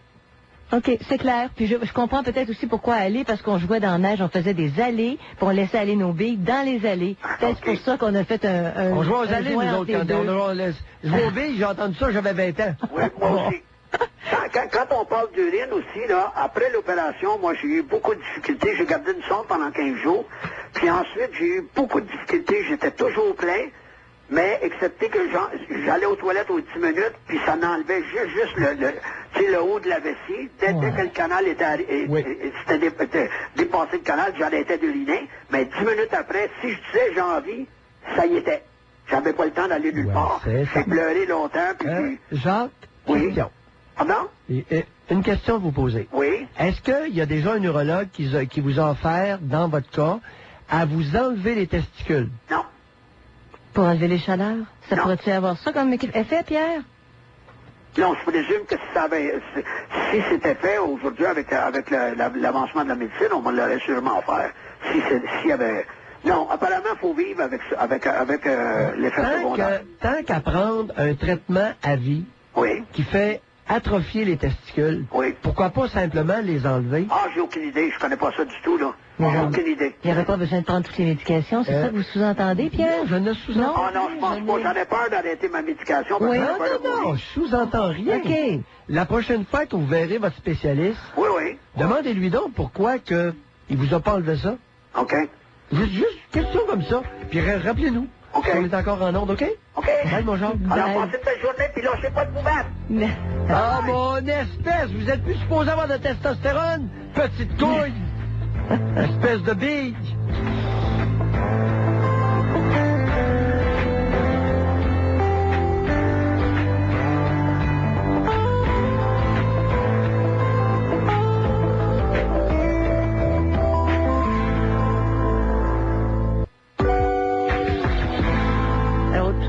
On se demandait, hommes ou femmes, est-ce que vous avez peur de consulter un médecin? Puis vous prenez combien de temps avant de consulter un médecin? Il faut que ce soit urgent pour que vous le fassiez. Alors on va à Rénald. Bonjour Rénald. Oui, bonjour, Madame Ross. Bonjour, Monsieur Mayou. Oui, bon, j'ai manqué le prénom, votre prénom. Rénald. Rénald. Bonjour Rénald. Oui, bonjour. C'est ça. Moi, ça a commencé de bonne heure. Ça a commencé à 34 ans avec ma deuxième femme. Quand je commençais à faire l'amour, puis là, j'éjaculais, j'étais dans ma jouissance. Là, ça brûlait. Ça partait du fond du pénis, au bout, puis les testicules. OK. Ah, ça, c'est... Là, je disais à ma partenaire, tasse-toi un peu, là. Là, je me couchais à côté, là, puis là, je dis, touche-moi pas pendant 15-20 minutes, ça fait trop mal. OK. Puis là, j'ai été voir les spécialistes. Alors, je pourrais écrire une thèse sur les hôpitaux, comment que ça marche. En tout cas, c'est pas un cadeau. J'ai été m'emmener à la Cité de la Santé. J'ai été 12 heures à avoir mal, toutes 12 heures, pour me dire, après 12 heures, quand j'étais voir le docteur, il dit, il faut que tu ailles voir un spécialiste. Il m'a signé le papier jaune, ça a pris 2 minutes pour 12 heures d'attente. Ouais. Et après ça, j'ai... Là, Et attendez un peu, et ça a pris combien de temps avant que vous voyiez le spécialiste? Ça a été à peu près 4-5 jours. Et là, il y avait, lui, il dit, moi, je vais appeler moi, c'était le docteur Simard, là-bas, à la Cité de la Santé. Et il dit, moi, je vais dire à M. Simard, faut que ça soit vite.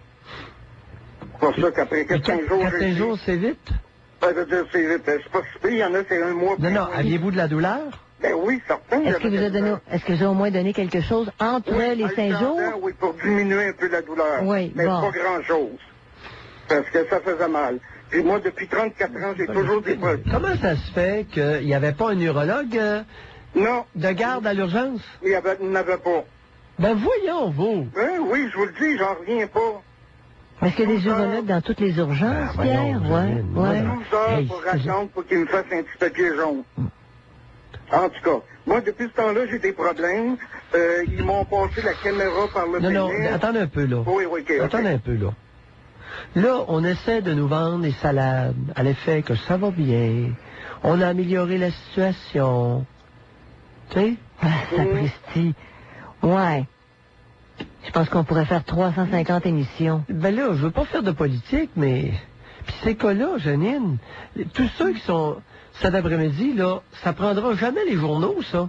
C'est 12 heures d'attente et il y avait quelque chose, c'est ça, le Rénal? Il y a toute une série de crosseurs qui font des études de satisfaction, puis qui nous disent les patients sont satisfaits à 98 92 Et des commissions parlementaires, Pierre. Beaucoup de commissions parlementaires. Et j'ai rentré souvent d'urgence là, pour dire, écoutez, là, j'en peux plus, là, j'avais de la misère à rester assis, j'ai des douleurs, ça fait mal, ça brûle, là. Bon, là, ils me checkaient, tout. Ah bon, OK, continue tes médicaments, puis on peut pas rien faire, c'est une prostatite chronique. Depuis l'âge de 34 ans que je fais ça. Ils m'ont bourré de pilules, puis j'en ai encore des pilules à prendre. Là, le dernier urologue, c'était à Valleyfield, parce que là, j'ai déménagé. Là, elle me dit, t'es tôt dans ton sang, elle dit, c'est proche, mais elle dit, t'es encore jeune, 51, elle dit, on t'enlèvera pas la prostate tout de suite. Il voit du cancer, est-ce que c'est ça, Rénal? Ah, lui, c'est sur le bord, mais je suis trop jeune encore, faut que je t'offre. Ça fait 20 ans, ça fait quoi, 10 ans? 10 ans que vous endurez ça, plus? Mon fils, il y a 17 ans, ça fait 17 ans que c'est comme ça. Puis là, j'ai perdu une copine, elle voulait plus rien savoir, j'étais plus capable. Ben Quand oui. que je le fais, ça brûle, puis je dis pousse-toi, puis là, c'est toujours comme ça. Mais là, avec les pilules qu'ils me donnent, j'en ai assez gobé que là, j'ai plus de désir pantoute. Et ça me fait de la peine, parce que je m'ennuie, là, ça fait 4 ans que je suis tout seul. Puis c'était encore les maudites pilules, puis c'est rien réglé. Ils me font des touchés rectales, là, je vais envoler sur le plafond, sur le plafond, comment que ça me fait mal. Ben oui, c'est ça, c'est des touchés, c'est d'une prostituée. Mais c'est quelque chose, arrachant, donne l'eau au chien, c'est quelque chose. Moi, je tenais, ça me fait mal. Oh non, faut vous toffer. C'est rapport médical, c'est marqué prostatite chronique avec douleur et aussi, comme le monsieur disait, quand je vais uriner, là, j'ai dit, bon, c'est correct. Là, je rentre dans mes pantalons, puis là, quand ça coule dans les pantalons. Ouais. Hey, ça devient handicapant. Ça n'a pas d'allure. Ça n'a pas d'allure. Ouais. J'ai fait 2 tentatives de suicide, j'étais écœuré, là. Puis là, ça fait pas longtemps, cette semaine, il m'annonce que je fais du diabète, puis je fais de l'asthme. Mon diabète, à un moment donné, était à 24,5. Puis vous êtes suivi une fois par année, au moins, pour votre prostatite Ah oui, à 4 années de chronique. fois, Personne n'avait vu ça venir, là, que vous étiez en train de développer un diabète. C'est ça. Là, je l'ai su, là, en fin de semaine passée. Bon. Alors, on regarde juste le coin qu'on a regardé, puis après ça, on regarde pas l'entité, hein, on regarde pas la personne au complet. Ça a pas Moi, ils sont tannés de me voir comment je vois souvent. C'est pour ça que je me dis, bon, ça donne plus rien, là. Moi, j'ai hâte de partir, là, j'ai hâte de mourir. Je demande à tous les jours, oh, ouais, viens me chercher, moi, je t'ai écœuré, là, d'être dans une société comme ça. Mais pourquoi qu'ils sont tannés de vous voir? Parce que, là, je leur dis, fais quelque chose, là. Moi, ça me fait mal au père, moi. Non. Il y a des patients que je suis, moi, depuis 26 ans. Je suis pas tanné de les voir. Ah ouais, mais le La job d'un médecin, c'est ça, c'est de voir des patients, puis de voir ceux qui ont besoin. Elle m'a dit, on peut pas faire plus, prends tes médicaments. Les gros cas de schizophrénie que je suis, je pourrais leur dire ça. Moi, je peux pas te guérir votant. Trop. C'est quelque chose. Peut-être qu'il y a quelqu'un quelque part, Rénal, qui va allumer un jour. Hein? Allez, Rénal, merci d'en avoir témoigné. À demain. Spécial, Janine. Oh là là. Hein? Oui.